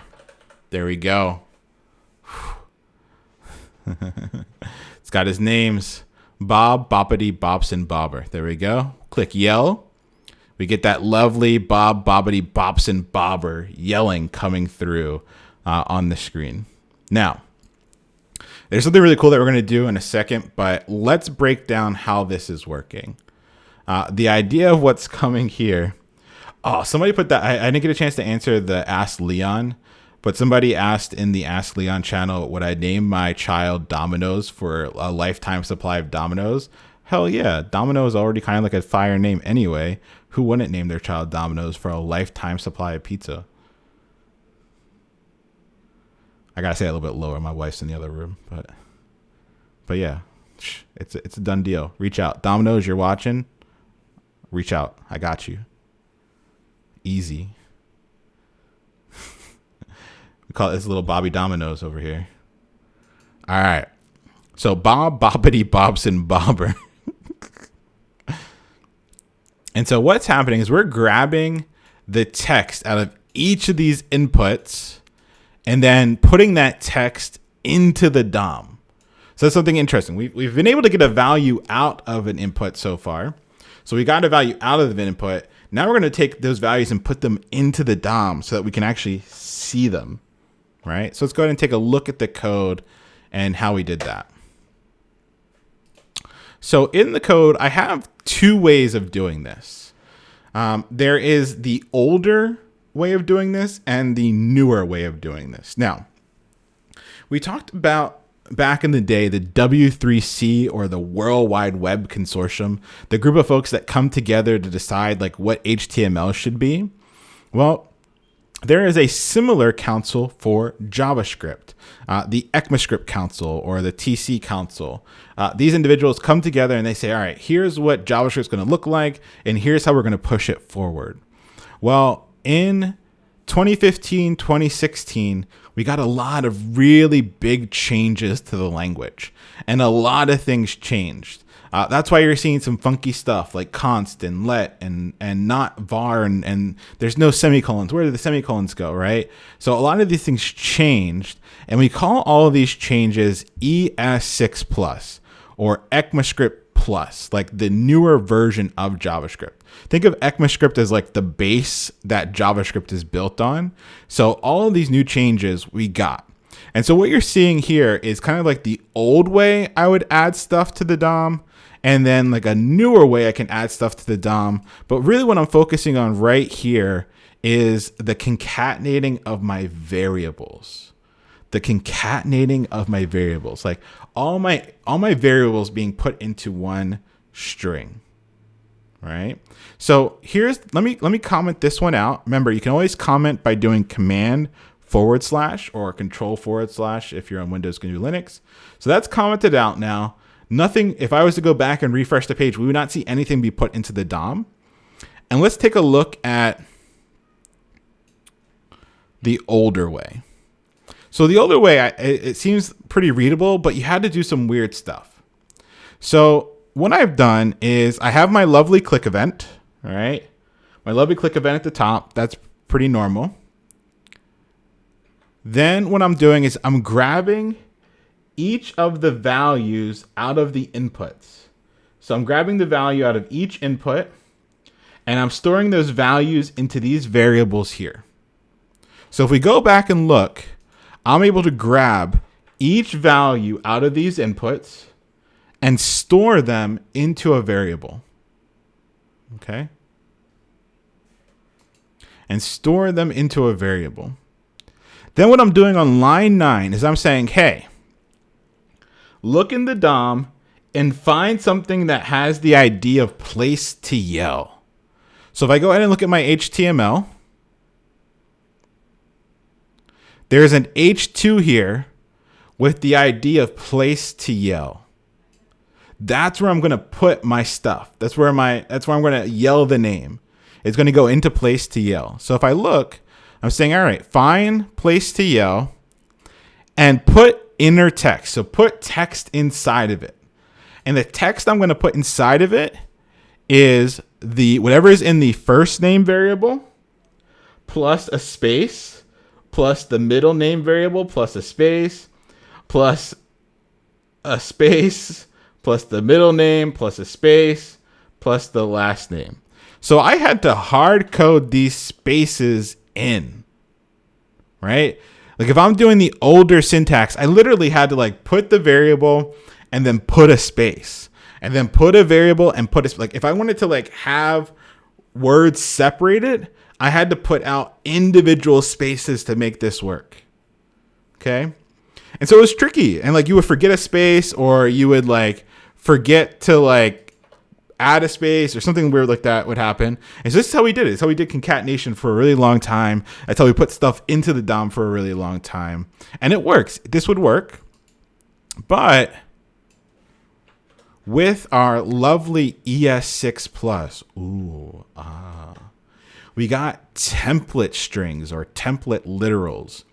And what it is instead of doing this concatenation, like with these plus signs and empty strings, right? We can just do a tick Remember, a tick is on the same key as your tilde. Like typically if you look at like the top left of your keyboard,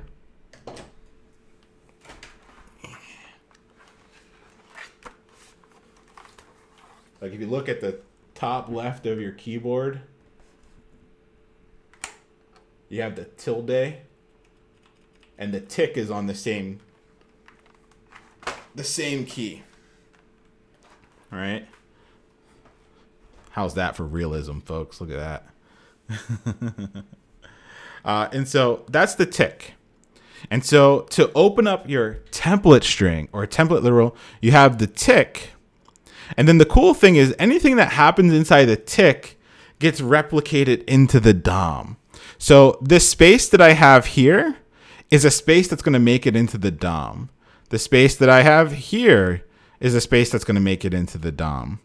And if I want to plug in my variables, I do bling curly braces with the variable inside of it. So it's just like a slightly neater way of doing your concatenation. So I'm going ahead and putting in the variable names inside the bling and the curly braces, and any kind of like spacing I have will be carried over into the DOM. Okay, so I find this to be a little bit easier to read, a little bit cleaner to type. And eventually when you're doing more specific things, like imagine you are building out like a report card generator, right? And you wanted to plug in all this stuff into the report card. This syntax is going to make plugging stuff in a lot easier. All right.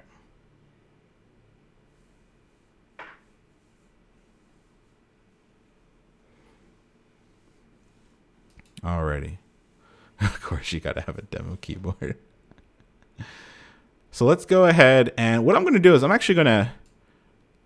to comment this out because this was fun, and I'll show you this real quick. Don't anybody do anything like donating or subscribing or anything because I won't hear it. So I'm going to unplug it real quick. So don't do that. I'm going to unplug it real quick. And let's see if I can make this work live. All right, I'm going to save this, and then let's go back. Let's refresh. Bob, Boppity, Bobber, Bobson. All right.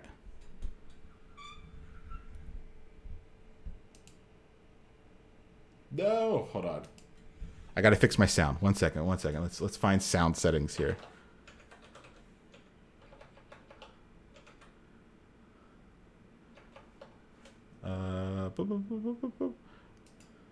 Somebody tell a joke in chat. Somebody tell a joke in chat.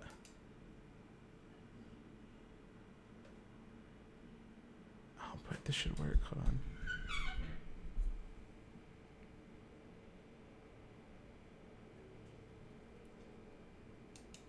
Bob Bobbity Bobber Bobson. Bob Bobbity Bobber Bobson. Bob Bobbity Bobber Bobson. Bob Bobbity Bobber Bobson. That's awesome. All right, I'll plug him back in, folks. Hey. All right, I'm back. So, Leon, did you build this example just to show text-to-speech? Hell yeah, I did. So let's go ahead and take a look at the code. There's something really cool called the Speech Synthesis API. And so basically this like text-to-speech is built into the browser now. Like you can just use it. Now, do I have any of this code memorized, like this speech synthesis or like Windows.speech synthesis? Hell no. I Googled it, and this code was in Google, and I like copied it, and I used it for my own devices. One job, please. So it just shows you that there's a lot of really cool things that you can do. But the idea here is I didn't really do anything too wild. I created a new variable. It's all the same code. And then instead of just putting it straight into the DOM, which I did, I passed the name into the speech synthesis utterance method here. And then that's what did the speak when I said synth.speak. So I was able to pass it in, and it worked. And so that's how I got the text to speech. I missed the joke. Yeah, so this comes built in with Chrome these days, which is really cool. I don't have the app on my phone right now, but I'll show it to you maybe next stream. I used this because I wanted to build an app for Overwatch so that when you heard the special moves, like it's high noon, it would flash a color on your screen, like on your mobile phone. And so like you would, like if it heard it's high noon, it would start flashing red. And so it was supposed to be for folks that might not be able to hear those cues. And so it works. I have it working for most of the heroes. But it just uses this. So it wasn't like something complicated. It was just, I wrote this code with those sentences in it, and it basically works. So I thought this was fun. Play around with it. It's really the same code that we have up here. Just this one will actually make it talk out loud. Cool. Let's keep it chugging, folks. All right. Pseudocode. So, oh, Mac Tay, thank you for the hydration. Cheers to you.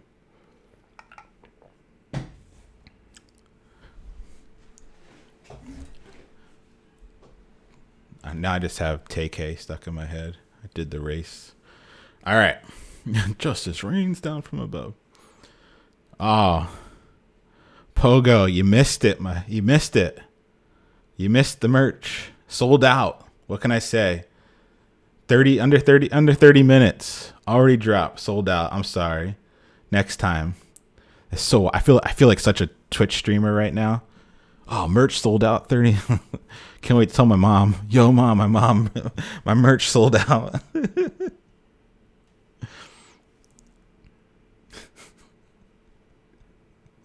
Oh boy. Let's buckle in, folks. Even I sold a bikini with my face on it, ma.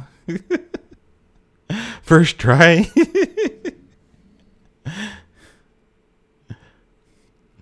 I did show my mom called me last night. I did show her the picture of the hoodie, and she's like, "Oh, I want one." She just no, I'm not going to say that on stream. Never mind. Let's move on, folks. Let's move on. We had some fun. Now it's time to learn some JavaScript. All right. Pseudocode.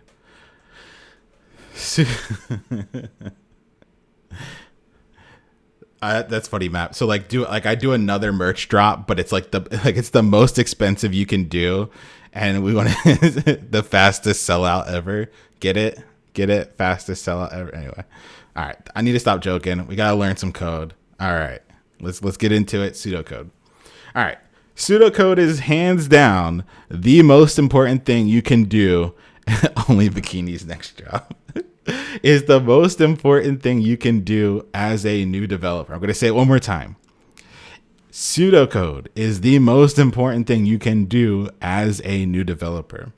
When you are new, right?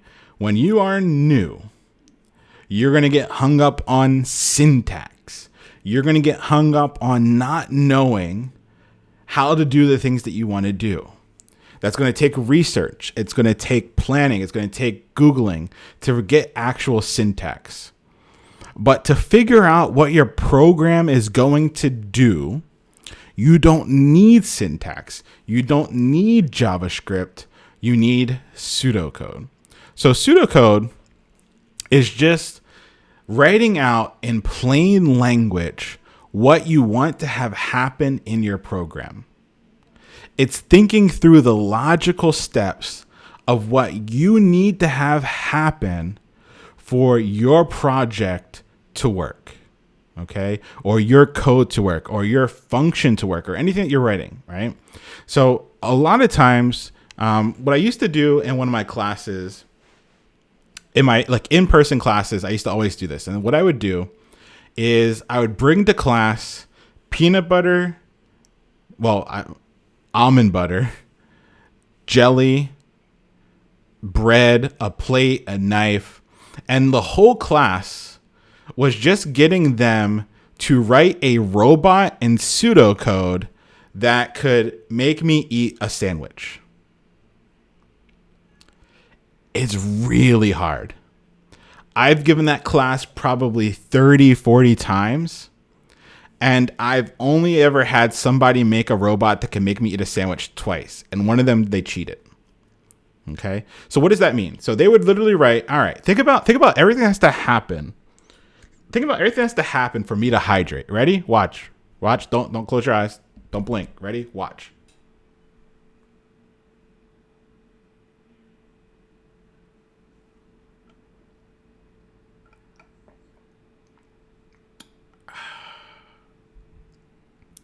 All right. Think about everything that just had to happen there.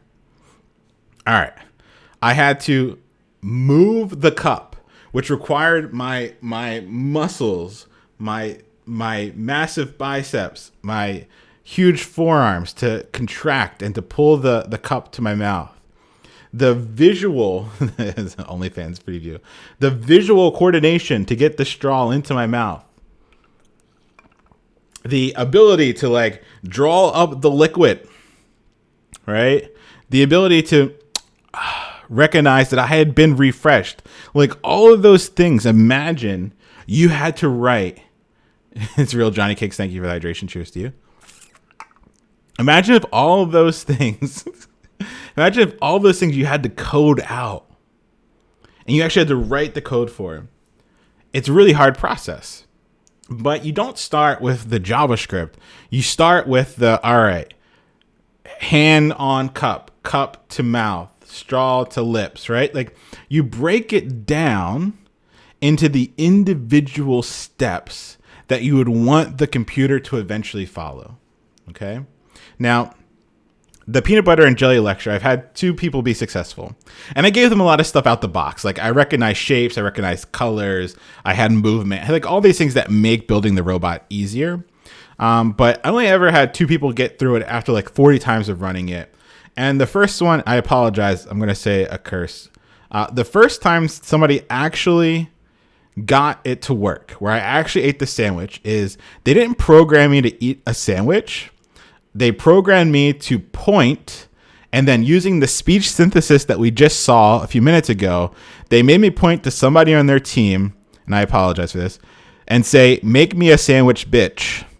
And then that person got up, made the sandwich, and then shoved it into my mouth and literally made my mouth chew, and then made sure I didn't like die. And that's how they made me eat the sandwich. Right. So I thought that was brilliant. I think that was the most beautiful thing I've ever seen. But then every other time I ran the class, I had to say, you can't do this anymore. Right. And then I only had one person actually make it all the way for me eating a real sandwich and not die. Is that an OnlyFans preview? Y'all wilding today. Y'all too much. All right. So we're not going to do a peanut butter and jelly because that takes too long. It's too messy. Peanut butter gets everywhere. But what I want you to do is to think through a temperature converter. So let's say we had a temperature in Celsius and we wanted to convert it to a Fahrenheit value. What steps would our program need to take to convert a value from Celsius to Fahrenheit? Okay. Now, I don't want you to think in terms of JavaScript. I want you to think in plain language, the language of your choice, right? So for me, it'd be plain English. I'm going to think through the steps that my program needs to do to go ahead and make a temperature converter. So I want everyone to think for just 2 minutes. I'm going to put a 2-minute timer on here. I'm going to put a 2-minute timer on.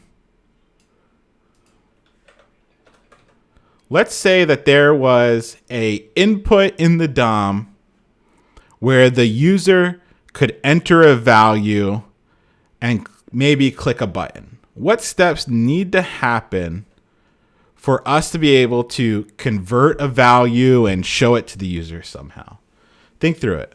What are the steps that you would need to do to make a temperature converter Don't think in terms of JavaScript. Just think in terms of pseudocode.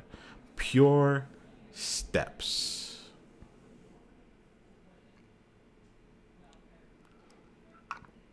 Pure steps. Think it out. Maybe type it out if you want to type it out.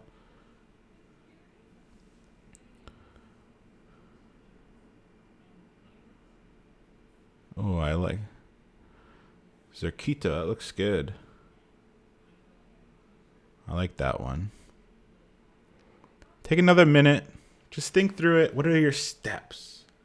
What are your individual steps? If you want to put your steps in the chat, go ahead. Go ahead and do that.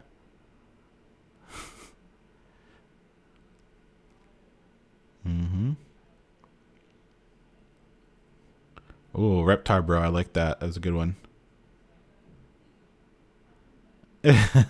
Indifferent ghost. Love it.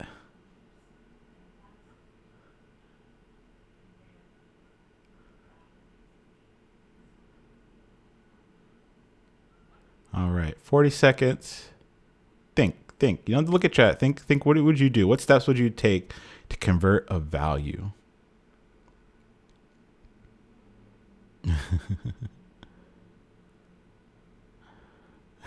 Apiri, if I could give you extra microleons, I absolutely would. They don't give me the ability to like just give them out. It's weird. All right.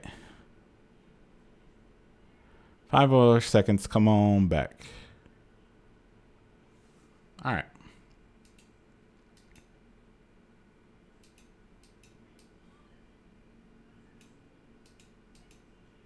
So let's talk through this. I'm going to go ahead and open up my temperature converter code here, and we're going to talk through it because I saw some good ones.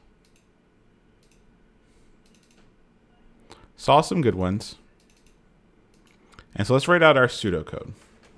So if we're going to convert a value, what's the first thing we need, chat? Like if we're going to eventually convert a value, what's the first thing we're probably going to need, chat?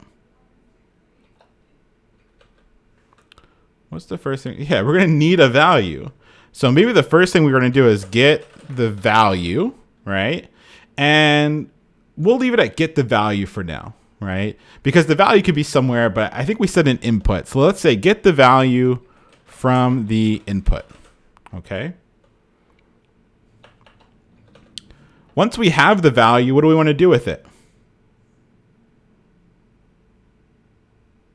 We now have the value. What do we want to do with it? Convert it. There we go. Quick maths.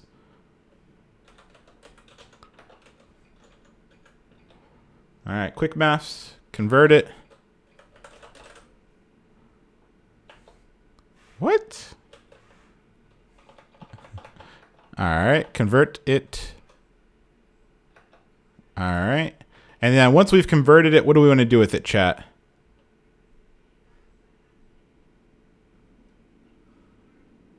Yeah, we want to like print it, show it, display it. Cool. So we want to get the value from the input. We want to convert it, and we want to display the value.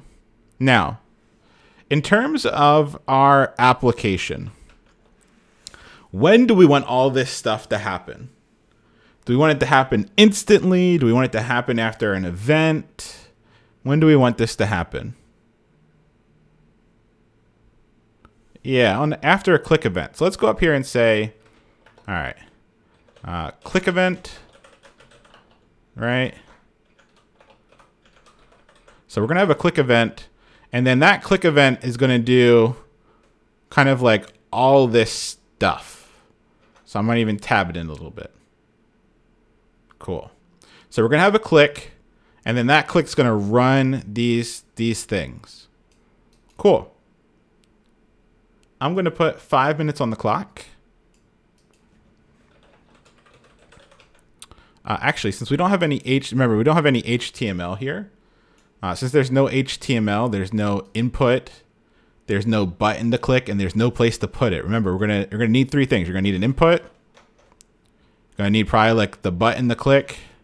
Not a bug, jeez. And you're probably going to need like a place to put it, like the result. All right, so don't forget those things.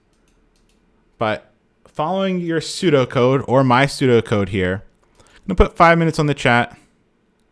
On the clock, not on the chat. I put 5 minutes on the chat. On the chat. Put it on something. I'm saying I'm going to put it on chat. Not my mama. Not anything. Put it on chat. There you go. All right, 5 minutes. Make this work. Go ahead and try writing some actual code. Try writing some actual code that matches this pseudocode. You all have the code you need. In the previous examples that we've done, there's everything that you need here. The ability to get a value from an input, to display the value, is all already in your previous examples. So go ahead, give it a good old 100 devs try. Put some music on while you work. Piff, no, this is not, I didn't build the timer. It is called Smart Countdown Timer. It's a Mac app. I like it. It's pretty good. Pretty easy to use.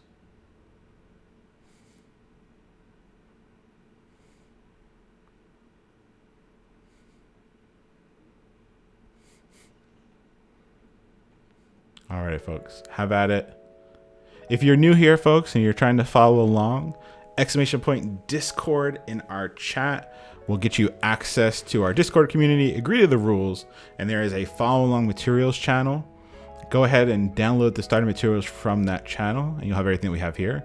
If you want the slides, !Slides, we'll get them to you. If you don't like them auto advancing, just remove the /live.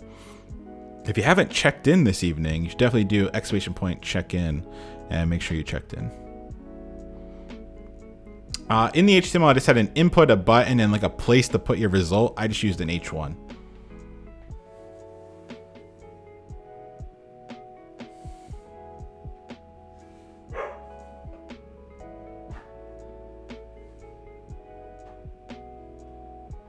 Alrighty, folks. 3 minutes. 3 minutes. You got this. Dig deep. Try it out. We're going to go over it together afterwards. And then we'll take a break. We'll go over it together, and then we'll take a break.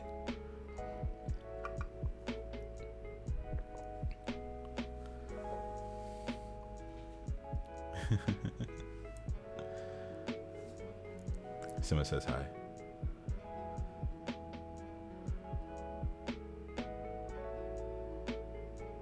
Your computer froze. Oh no, Ninja. Sorry to hear that. That sucks.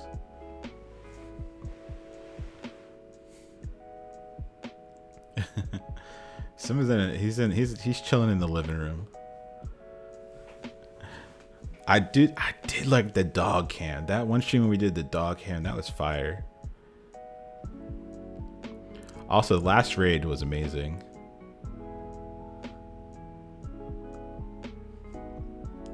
Two minutes, folks. You got this. Dig deep.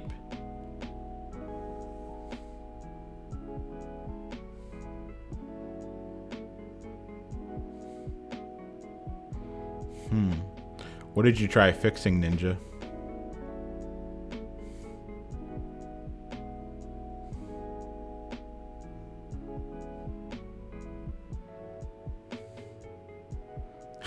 Nonsense.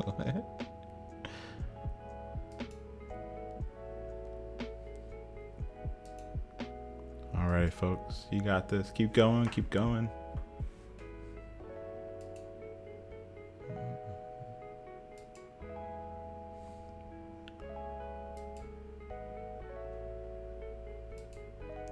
$100 disk usage issue. Is your drive full? You got a new NVMe SSD and it still is giving you the issue? Subtoast with the done. Awesome.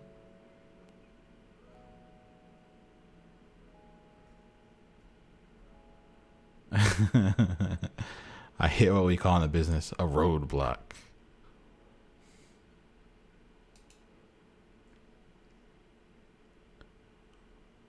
Alrighty, folks, 40 seconds left. Don't worry if you don't finish. That's 100% okay. We're going to go over it together, and then we're going to take a well-deserved break.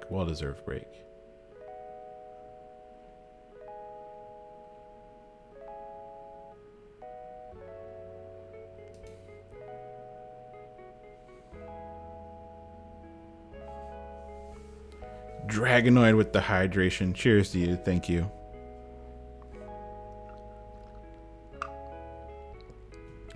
Tony Diamond, don't worry if you feel lost. That's all right. It's totally where I think a lot of folks are going to be right now. That's all right. We're going to go over it together.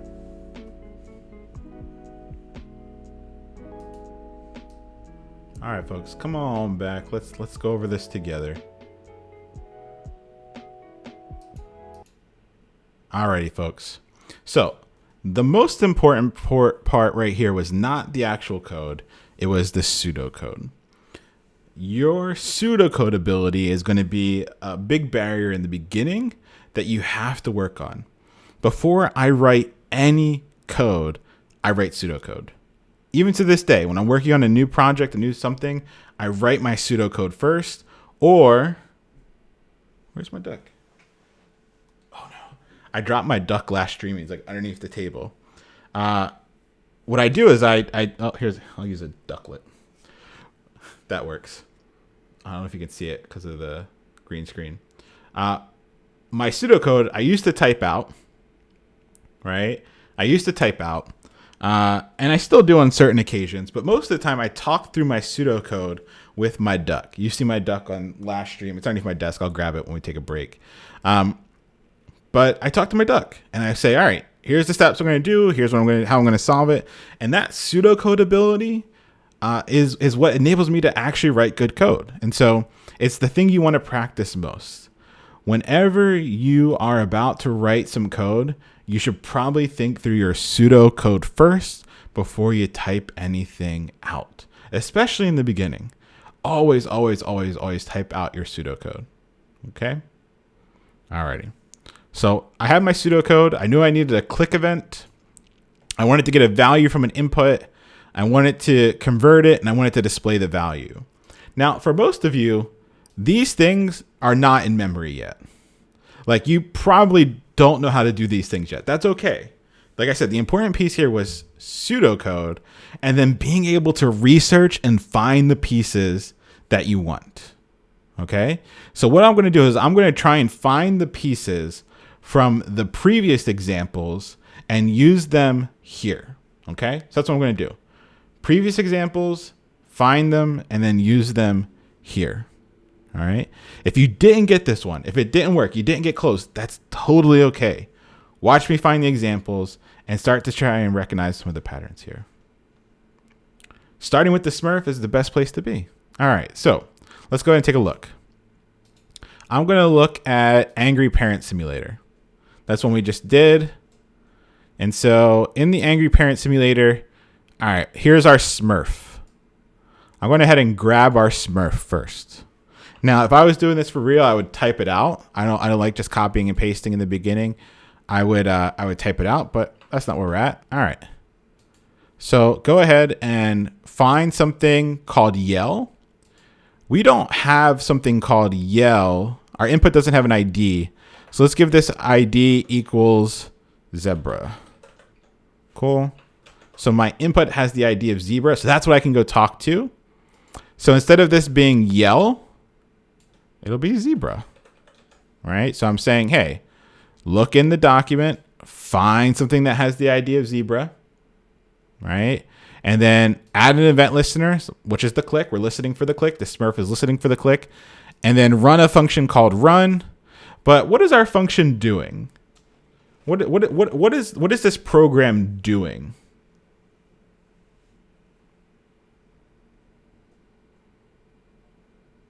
Converting. All right, so let's call it convert. Now, let's go ahead and open this up and take a look. Let me take a look here real quick. Let me take a look. Oops, sorry. Wrong window here. Let me take a look. Now, my button doesn't have anything. Let me put something inside the button. Let's call that convert. All right. So right now, what is my Smurf sitting on?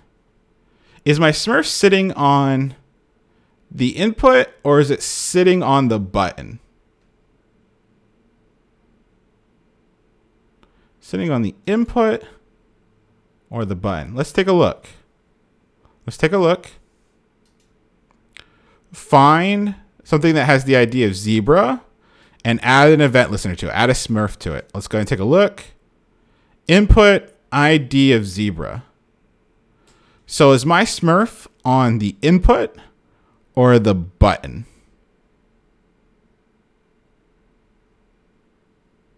It's on the input, right? It's on the input. The input has the ID of zebra. So that is where the Smurf is. Now, do I want my Smurf sitting on the input? Nah. Let's put it on the button. Going to take the ID and put it on the button. So now the button is the one that has the ID of zebra. So when I go ahead and I look, I'm going to see that, all right, find the ID of zebra, boom, put a Smurf on it, run these sets of instructions called convert.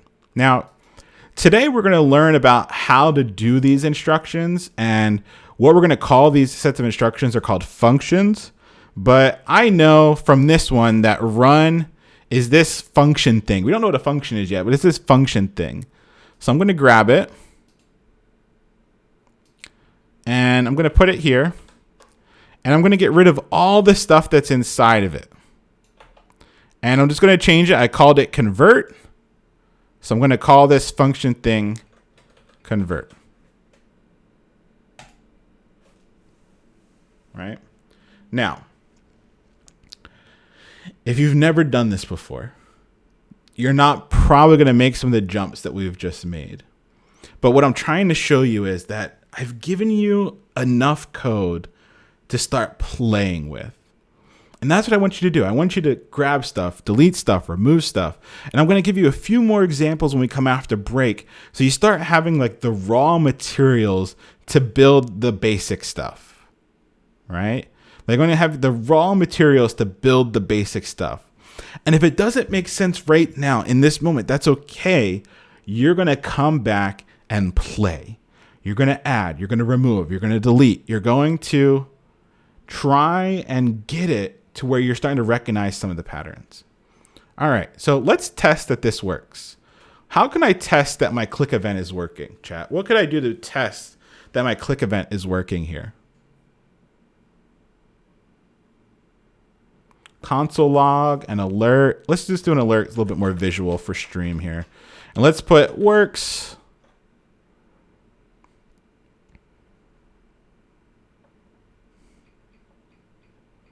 So let's put works. There we go. Exclamation point. Save. And then let's go ahead and come over here and refresh. And I'm going to click on convert. And if this works, we should see an alert. Boom. We have a lovely alert that says works. This is something that I do all the time. Before I get super deep in trying to make this work, I want to make sure that the basics work. I want to make sure that this like event listener works. Here is the basic building block that you're going to use over and over and over and over and over and over again. This should be an Anki card, right? How do you do a click event? This. How do I have a set of instructions that runs and result of the click event is this, right? So you want this to happen. You want to recognize that this is a pattern you're going to use all the time. So now we know that this works. We saw the alert happen. We're good. I'm going to take my pseudocode that's down here and put it inside because this is what I want to have happen. This is what I want to run when I click on Zebra. All right, let's go ahead and take a look. We're going to go for a few more minutes here, 4 more minutes, and then we're going to take a break. So let's go ahead and take a look at the parent simulator again. Yoink. Here we go. That's what I need. Right here. Perfect. Copy. All right, let's come back. Get the value from an input. Got it. All right, let's go ahead and take a look at our input. Input doesn't have an ID yet, so let's give it an ID.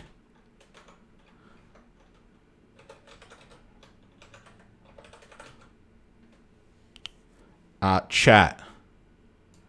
First person to answer this question I will send them a t-shirt, a 100 devs t-shirt.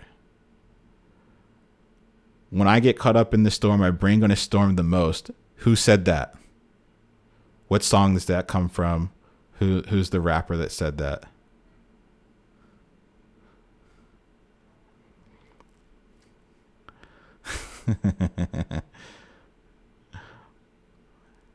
Oh. Ooh. Sabotage got it first because they Googled it. It is Hot Boy. His illustrious song, Goat Talk. All right, Sabotage. Send me a message on Discord, and I got a t-shirt coming your way. See, it pays to Google, folks. It pays to Google. Jen's like, I'm tired of this nonsense. Stretch. All right, I'm going to stretch real quick. Ooh. No. The little plastic thing fell off. Hold on. Not that kind of stream, folks. You know how it goes. Thank you for the stretch.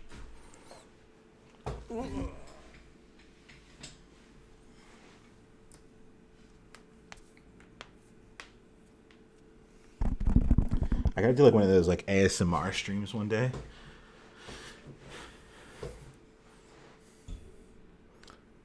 Oh yeah. Boom.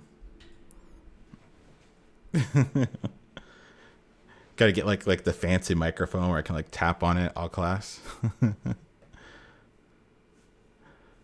Alrighty. Thank you for the stretch. Yes, that is Hot Boy's illustrious verse from Goat Talk. Goat Talk 2, edit Polo G. Highly recommend you watch. All right, or listen, I guess. All right, so our input now has the ID of brainstorm, and our button has the ID of zebra. While we're at the H1, might as well go ahead and put an ID on it. Put some respect on its name. Let's go ahead and call this Talk That Talk. All right, there we go.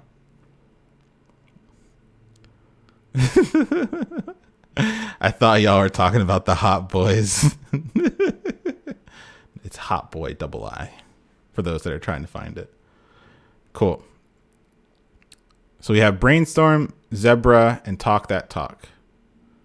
So let's go ahead and go back to, I'm going to make sure you save your HTML file. I'm going to go back. I'm going to call this cell for Celsius because I don't know how to spell Celsius and don't want to embarrass myself on stream. And then the place I'm getting that value from is the input that has the ID of brainstorm. So I'm going to get it from brainstorm. There we go.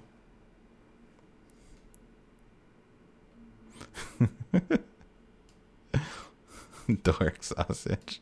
I'm going to take Dork sausage. I trust them. They wouldn't lead me wrong. There we go. So what I have done is I have grabbed whatever value is inside the input and I just stored it in a variable. Your friend Zane. What's up, Zane? How you doing? Thank you. Appreciate the sub. I got to change that to like Jeff Bezos, like jumping into a pool of money or something. I think that'd be a funny one. Yeah. So what I did here is I just grabbed the value out of the input. Now I didn't have to store it in a variable. I could have like done the math on the same line. But I want to get used to the idea that if I'm grabbing a value, I can store it so I can use it later on. I like that. Did I have to do it? No. But I like the idea of just storing it so I can use it on a different line. All right. Chat, what's the conversion math for changing something from Celsius to Fahrenheit? What's the conversion math? Anybody know? Oh my God, it works. Nice. Times 9/5 plus 32. Let me just throw that in here. Times 9 divided by 5 plus 32. Cool. I'm going to trust y'all. So what I'm going to do is I'm going to create a variable. I'm going to call it converted value, and I'm going to set it equal to Celsius times 9/5 plus 32. Okay. And then what I'm going to do is before I display, I'm just going to console log it to see if this works at all. All right. So what we got going on here is that I should be able to grab the input and put it into a variable.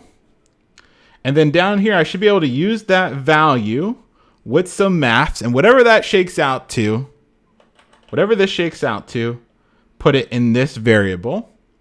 And then the last thing I'm going to do is put that variable into the console.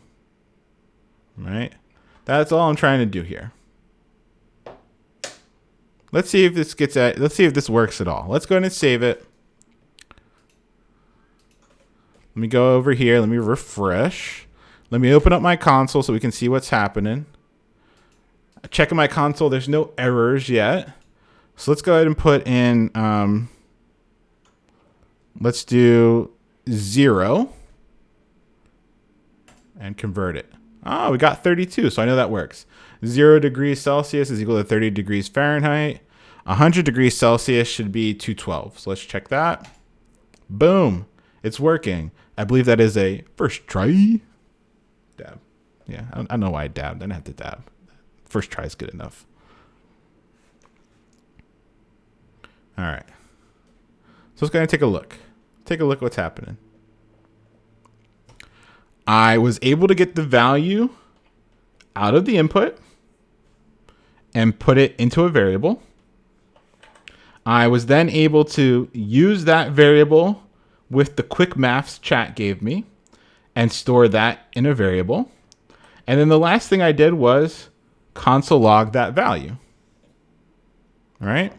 Now, I didn't have to do this all on separate lines. I technically could have done like this.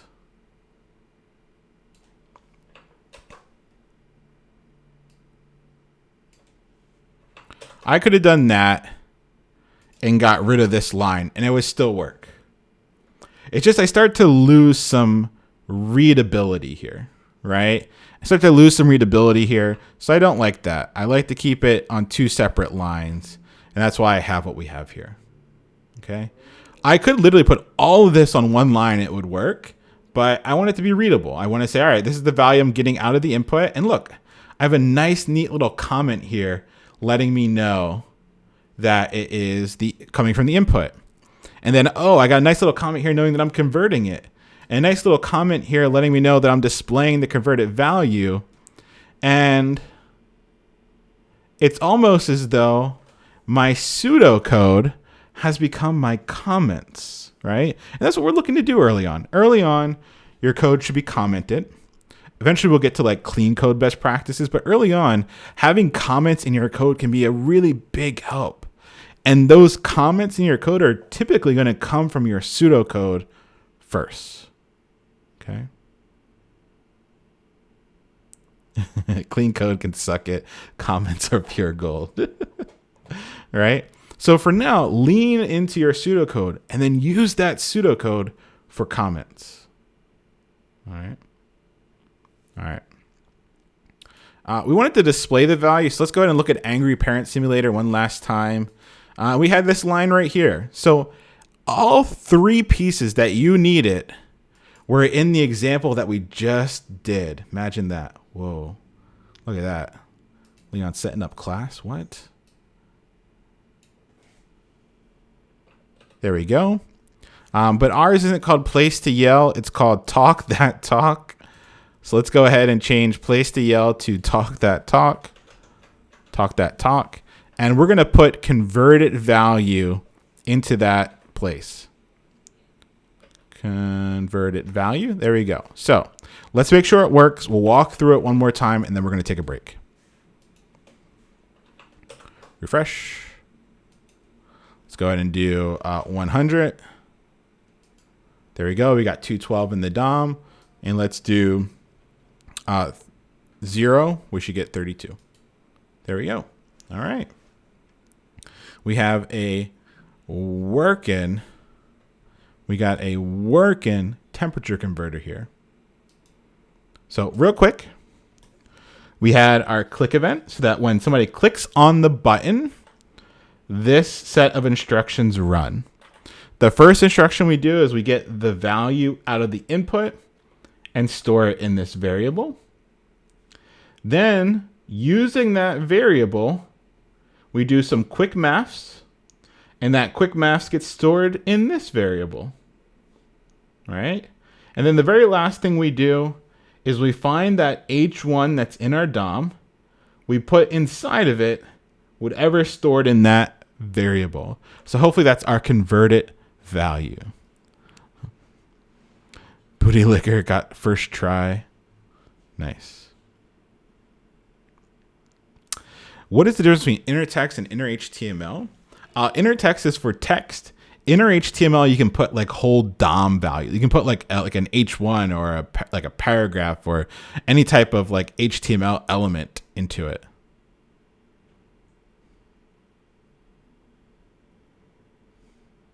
Yeah.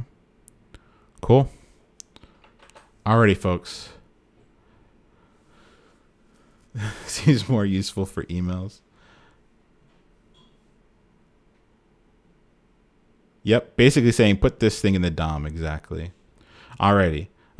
This will, of course, go on to Discord after class. So if you weren't able to get to this, which I don't expect most folks to be able to get to this in the 5 minutes I gave you, that's too much, that's too soon. But what I wanted you to see is that we're building, right? We're building on top of the things that we've seen so far, right?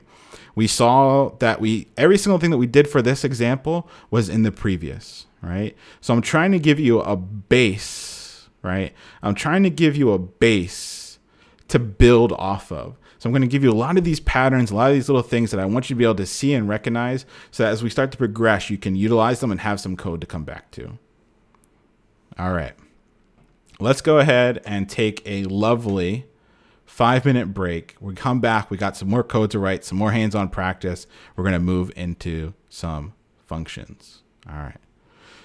As always, if this isn't making sense, you need more review, we will be going over it during office hours this Saturday. Tony Diamond, thanks for the bits. Appreciate you. All right, let's go ahead and do 5 minutes. Do what you got to do. Gonna put some tunes on. I'm gonna stretch real quick and grab some water. So I will be right back.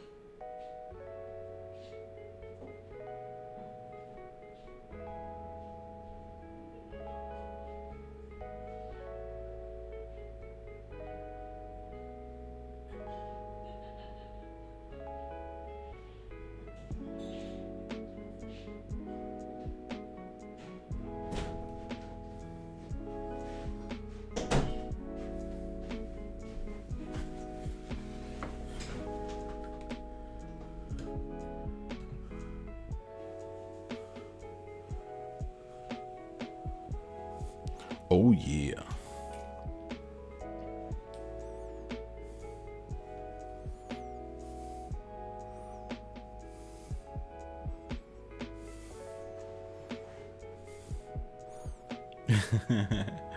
Alrighty, folks. Still got 3 minutes. Get up, hydrate, stretch, do what you got to do. And like I said, this Saturday, we're going over everything again. Oh, resume review. Hit me up on Discord. Honduran Coder. I'm behind. I have like 2 others in the queue. I'm gonna do them this Thursday, so I'll get them done by this week. So if you have it, send me your stuff on Discord, and I'll get to it this week.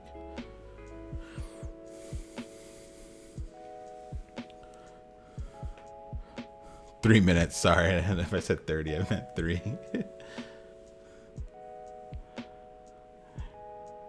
Your daughter Emma likes your Charizard. That's awesome.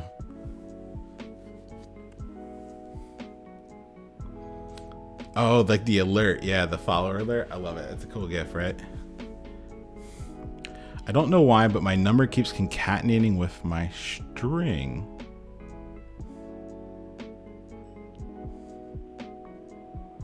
So sometimes if you're dealing with things coming out of inputs, you can go ahead and do something like parse int, which will give you a number out of a string.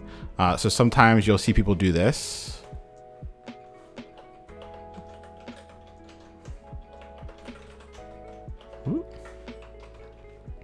And that'll make sure if it's a string, you get the number value out of it. The other one that's a little bit newer is just a number, a little bit easier to remember. So that makes sure that you're dealing with a number and not a string.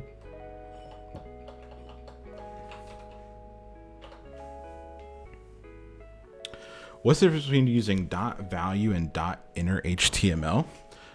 .value gets a value. Inner HTML puts a value. We call those getter and setters. So .value gets, inner HTML puts. Or you can use it, I guess, also be a getter too, but it's grabbing the whole thing and not just like the individual value. Yeah.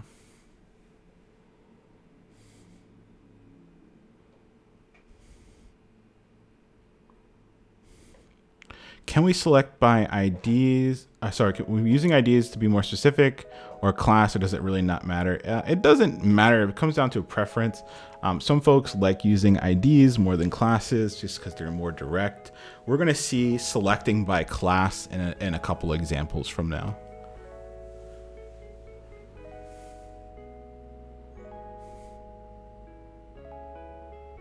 Hey, Chris, that's awesome. Thank you so much. That's awesome.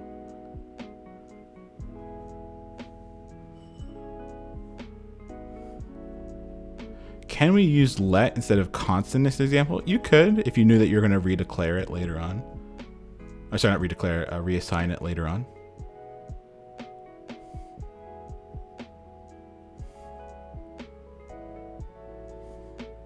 Alrighty, folks, come on back, come on back.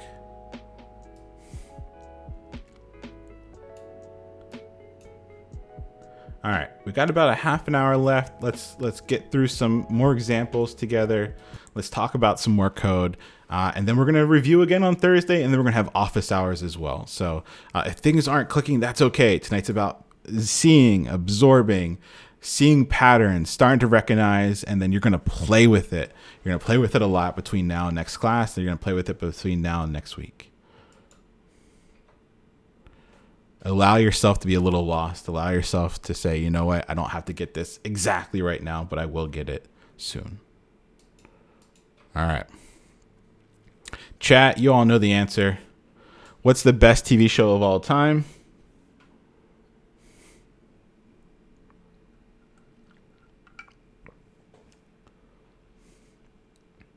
All right, glad we got it. Bonanza. It is, of course, The Bachelor. Woo! All right.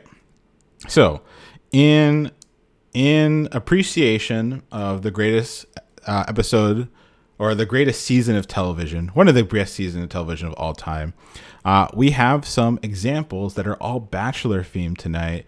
Hashtag Bachelor Nation in chat for me, please. Let me use my superpowers here.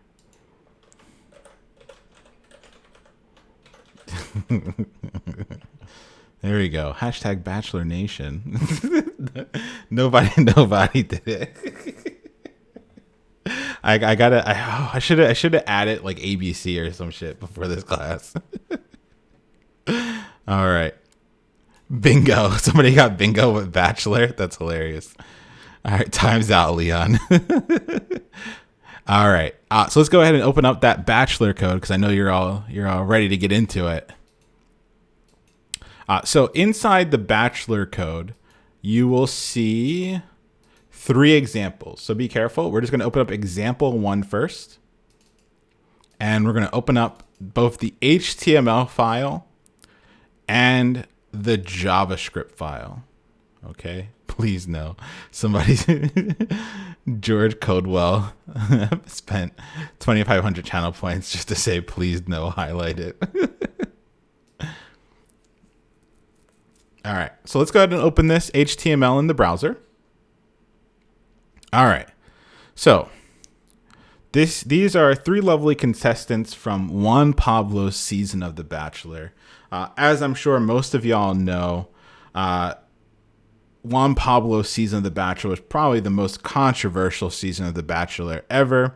And the reason why it was the most controversial, chat, tell me why Juan Pablo's season of The Bachelor was the most controversial. Oh, thank you for the posture check. Brazil, gonna get my posture right. It was the most controversial because Juan Pablo took Nikki here to the end and did not propose. He got to the end, he gave her the final rose and was like, you know what? We can keep this going, but I'm not going to propose. It blew everyone's mind. He was an asshole all season. And just the cherry on top was the not proposing. As 3D said, I like you a lot. Here's a rose, but we're not getting married. So controversial. So here we have Claire, who's also been recently in her own little twist of controversy, became the Bachelorette, found somebody day one, and then wanted to cancel the season because she found her boo right away. Interesting story there. We have Nikki, who did win Juan Pablo's season of The Bachelor, but did not get the actual ring, like just got the final rose. Weird. And then Charlene, the second love of my life. My wife knows this. It's my wife, of course, first, and then it comes Charlene. Opera singer, made Juan Pablo's season of The Bachelor bearable. All right. So what I want you all to do, this is disturbing. Do I need to watch this? Please no. Oh, wait for your homework, folks. No. So what I want you to do is when I click on Final Rose, I only want Nikki to be on the screen. Claire and unfortunately Charlene has to go away. All right. Claire and Charlene have to go away. And I just want to see Nikki left on the screen. All right. So you're going to click on Final Rose. Claire's going to go away. Unfortunately, Charlene's going to go away, and you're going to be left with Nikki. Okay, so let's go ahead and take a look at the code real quick. You can see that we have this H1 with the idea final rows. That's what you're clicking on. And then we have the 3 lovely images where you want this one to hide or go away and this one to go away as well, leaving Nikki. And then we have some JavaScript where you only have to do is insert some simple code. That's all you have to do here is just insert some code and see if you can get it working. So I'm going to go ahead and put just like a quick, for this one, like 2 minutes on the clock and see if you can get it working. All right. Whales eat krill. Thank you for the stretch. 1 second. It's not that kind of stream, folks.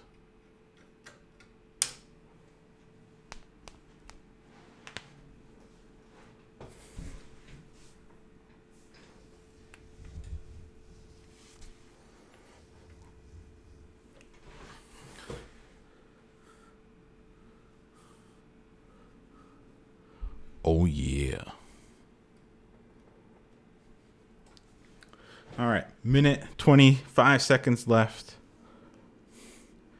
Go ahead. It's just 2 changes here. See if you can get it working.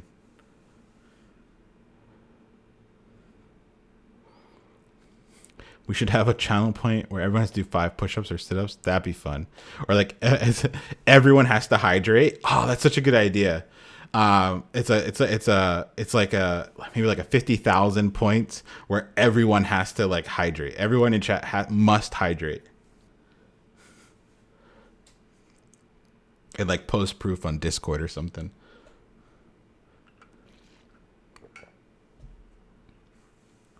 Mega hydrate. Ooh, look at all the duns coming in. I kept Charlene though.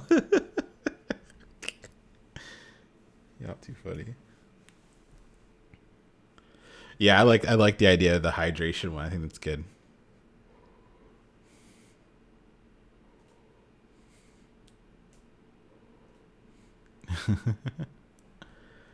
Alrighty, folks. Just a lovely 15 seconds to go, and then we're going to go over it together. Look at the duns pouring in. I see you all. I kept Charlene. Alrighty. Come on back. Let's go over this together. All right, so if we look, what we want to do is we want to remove Claire and we want to remove Charlene. And if we look at the JavaScript here, we have a click event where our click event needs to get working first. And then there are two changes we need to make inside the click event. So we know that when we want a click event to work, we need to use the name of the sets of instructions. So we're going to go ahead and put hide in here. And that's going to make this function run, right? So when somebody clicks on final rows, these sets of instructions will now run. So we're going to go ahead and put in what we need to do to target Claire, and then what we need to target Charlene. So if we look, Claire, ID of Claire and ID of Charlene. So let's go ahead and try that. And we're going to go ahead and do, our Claire ID. And then we're going to come down here and we're going to do our Charlene ID. There we go. So what should happen now is when somebody clicks on final rows, right? When somebody clicks on final rows, this set of instructions should run. And we're going to find the Claire image and set it to none, and find the Charlene image and set its display property to none. Remember, when you do display none, it removes it from the DOM, right? It's not there. It's not taking up space. It's not doing anything. So let's go ahead and save this, make sure it works. All right, let's go ahead and click on final rows. Boom, just Nikki left, so it's working. First try, third try. All right. Let's go ahead and do the next one. I'm going to close these so I don't get confused. Index.html, main.js. All right, let's open up this index.html. All right, now the next bachelorette was not Charlene, which it should have been.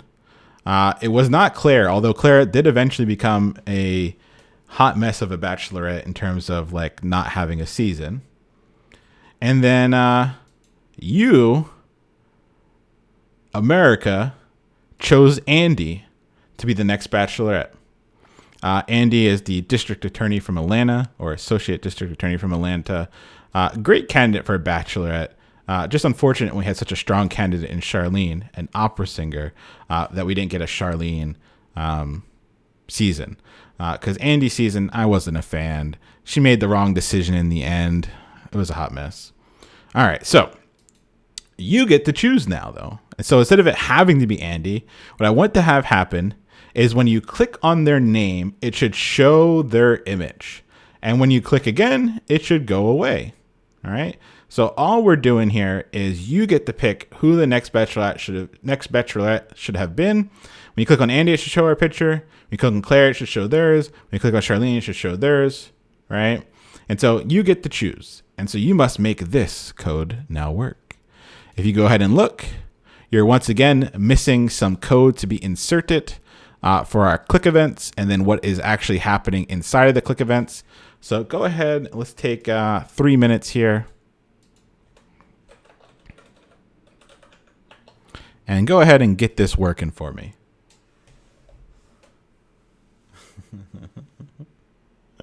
Leon is in. I said it. I think it was during office hours. Is like, I love that you all don't know if I'm like serious about The Bachelor or not. And I think it was like Alyssa was like, yeah, we know. Like, don't worry, we know. You're not tricking us. Like, we know. We're on number 2. Number 2 is what we're working on right now.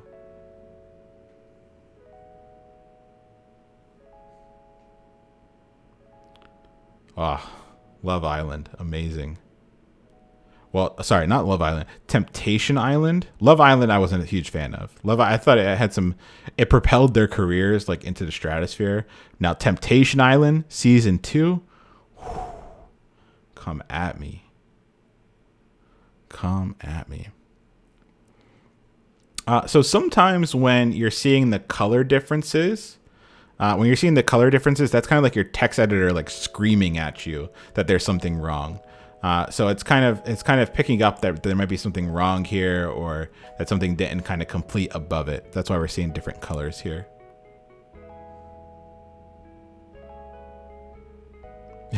Blah blah says, I like to believe you have movie style posters of the Bachelor seasons hanging on your walls. Maybe I do. You never know.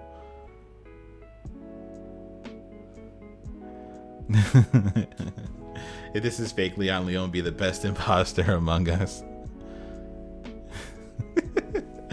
Javi Carr said Leon has an Anki set for the Bachelorette. Survivor's like good reality television. Like if somebody tells me they're into Survivor, I'm like, all right, respect.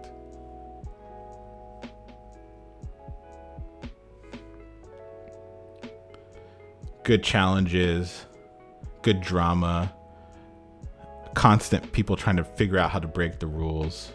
Oh, I love me some bad television. Don't get me wrong.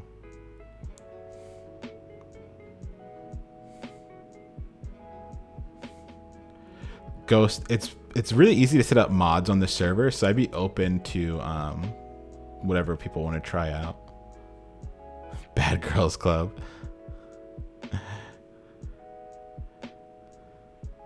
Are you talking about Blueface's Bad Girls Club or like the OG Bad Girls Club? You didn't know about the Blueface one, did you? That's next level. Love is Blind was just bad. Like, I didn't get that one, like the one relationship with the older blonde woman and the younger guy. Like, you could see that train wreck from a mile away.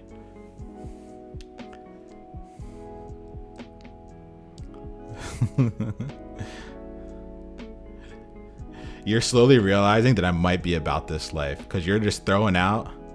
Y'all are just, come on back, folks. You're throwing out Love is Blind. You're throwing out Temptation Island. You're throwing out all these things. I'm like, oh yeah, that one episode where they did X. Nah, see, I'm about this life.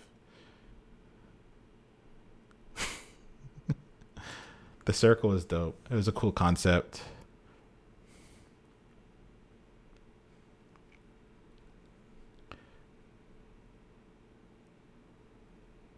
Izzy, thank you for the hydration. Cheers to you. I'm just trying to watch what other trash television people are talking about. So I'm gonna be like, oh yeah, I know about that. Izzy, thank you for the hydration. Oh, there we go. Focused. All right, let's look through this, folks. First, lines 5 through 7. What were we missing here? What was kind of the insert code that we needed to do? What was kind of missing here? What do we need to change? Yeah, the function names. So we had Andy next, Claire next, and Charlene next. Let's go ahead and add those. Andy next, because that's the function name for this set of instructions here. Then Claire next. Cool. And then Charlene next.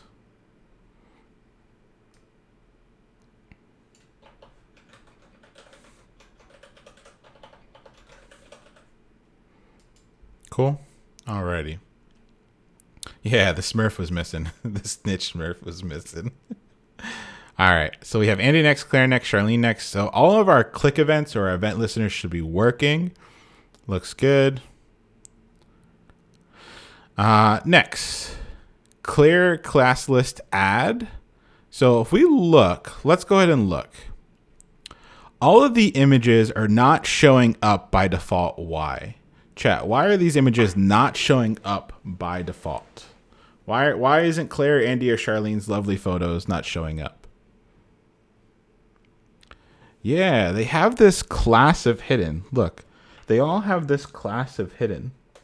And if we go ahead and we look if we go ahead and we look in the CSS, we can see that the class of hidden has display none. So since they all have that class of hidden, the images are actually not in the, like, they're not in the page flow, right? They're not there. They're gone. They're display none. They're removed, right? And so it's actually that hidden class that's making all the images not be there. And so what I can do, right? What I can do is I can either add that class, right, to make something hide, or I can remove it to make something visible. And so what I'm going to do is I'm going to put hidden on all of these here. So let's go ahead and do hidden. It's going to copy it to make my life a little bit easier. We're running out of time here.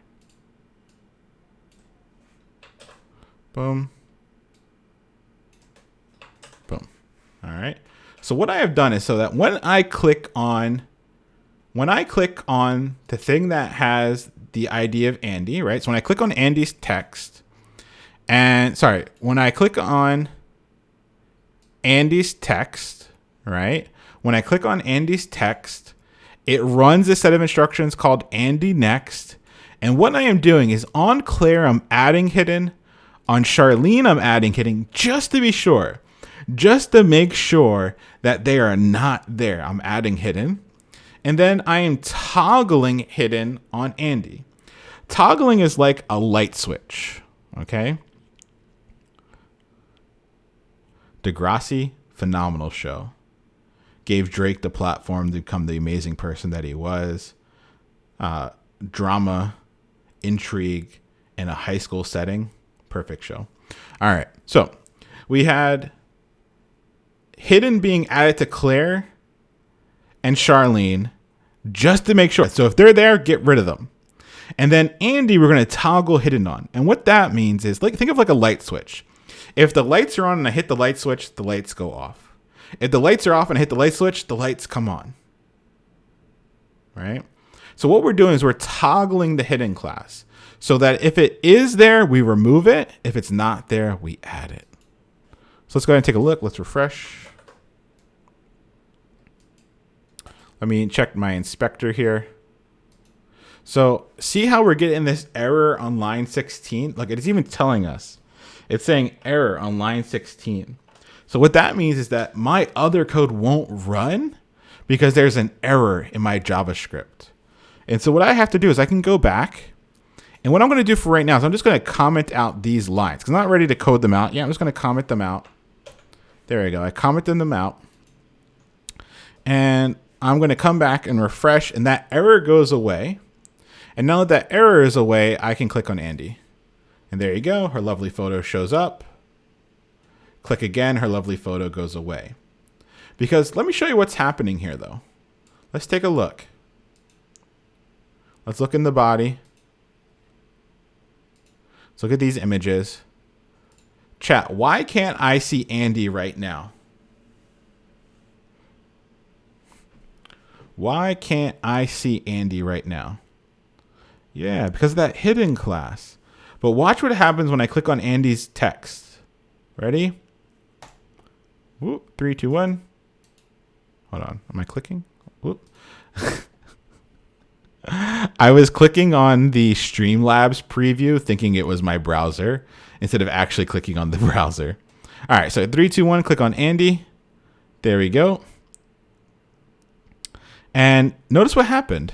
When I clicked on the text, we toggled that hidden class off. And when I click on Andy, we toggle the hidden class back on. So we're literally adding and removing that class. Pay attention. Yeah, you see it flashing, right?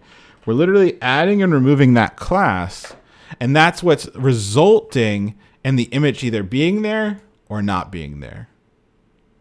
All right? You're a wizard, Leon. You're a software engineer, Leon.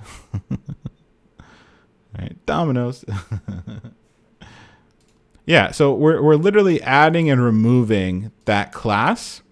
And since that class has some CSS tied to it, we're able to see and not see it in the browser. And it's going to be the same thing for these other ones down here. So let's uncomment it. Remember, just command / or control /. And we're just going to go ahead and add Andy and Charlene, because we want to hide Andy and Charlene and only be toggling Claire. And the cool thing is, instead of having to do document.getElement by ID or document.querySelector over and over again for 1, 2, 3, 4, 6, 9 lines. So instead of having to do document.querySelector Claire, right, having to do that over and over again, I just created variables up here for my DOM elements, right? I created variables for my DOM elements here. So Andy is holding document.querySelector Andy. Claire is holding document.querySelector Claire. And Charlene is holding document.querySelector Charlene. So that I don't have to constantly rewrite this out every single time, right? So instead of having to rewrite this out, like instead of having to do this down here, right? Instead of having to do this down here, I created the variable so I don't have to do that over and over and over again. Dry. Exactly. And so that's why I can just get away with the names here. So this one I'm hiding Andy and Charlene. So we're going to let's do the hidden class again on all 3 of these. In fact, I'm just going to go ahead and do some dev magic.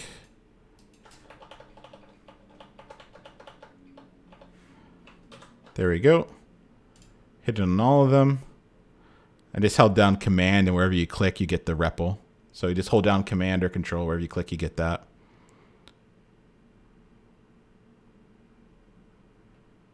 And then let's go ahead and do the last one here. So the last one is going to be,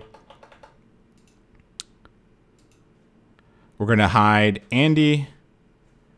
We're going to hide Claire.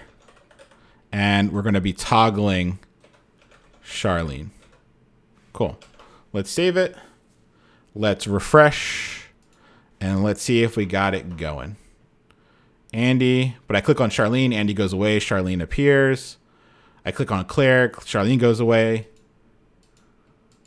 All right, it's working, folks. It's looking good. Alrighty. So we are gonna call it here. So I want to go over the homework. I want to go over kind of what to prepare for next class. And we'll take it from there. So let's go ahead. Let me go to the slides real quick.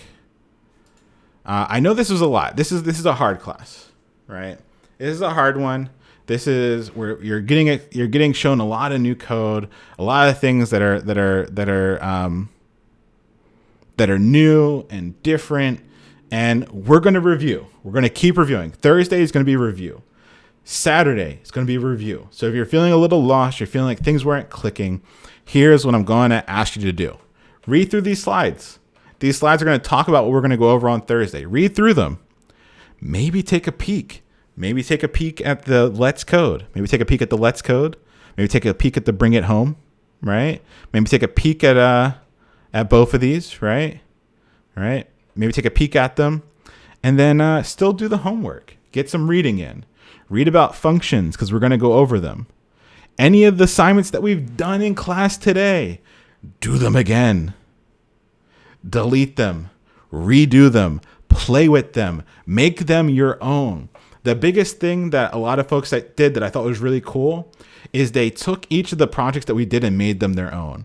Instead of it being a chair picker, they made a Pokemon picker. Instead of it being I'm trying to remember some of the cool ones. Instead of it just being a regular calculator, it was a fun calculator, right? So when you're redoing them, you don't have to do them verbatim. Play, change, do what you need to do. But what I want you to do between now and next class, please, please, please, please, take a peek through the slides. Take a peek through the exercises that you know we're going to do next class. You know that we're going to go through those last 2 exercises during class on next Thursday, and get through the reading, please. I just want you to be exposed, right? I want you to be exposed, right, to a lot of this code. It's just going to be a process of seeing it over and over again, playing with it over and over again. So I want you all to get used to that now. I hope that you learned a little bit today. I hope that you got to see some stuff. I hope it wasn't too stressful, right? I know that it can be a lot when you're first starting. And so I want you to feel proud that you hung out. You gave your time at the end of a long day, right, to push your brain in a way that it probably really hasn't been pushed in a while. That's a worthwhile endeavor. You should be proud. And if you're getting stuck, if you're getting hung up, right, if you're getting hung up, please, please, please reach out on Discord, join the voice channels, ask for help. Don't be a silent wheel. The squeaky wheels get the help. All right. Then I'm going to ask you to come back on Thursday. We're going to review pretty much all this stuff again on Thursday. We're going to make it make sense. And then if it's still not clicking, we have Saturday. We're going to review it all again on Saturday. And I promise, if you engage with the material, you actually sit down, you engage, you play, you break, you try, it will make sense. Okay. I'm going to share my solution code on Discord. And then after that, I'm also going to give the first coding challenge. So the first coding challenge is going to be very, very simple. It'll be due. I'm going to ask for it to be due on Thursday. So it's just going to be a test. It's going to be a test. Do the challenge. I'm going to ask for it on Thursday. Okay. And then you're going to have coding challenges that are going to be due every single day.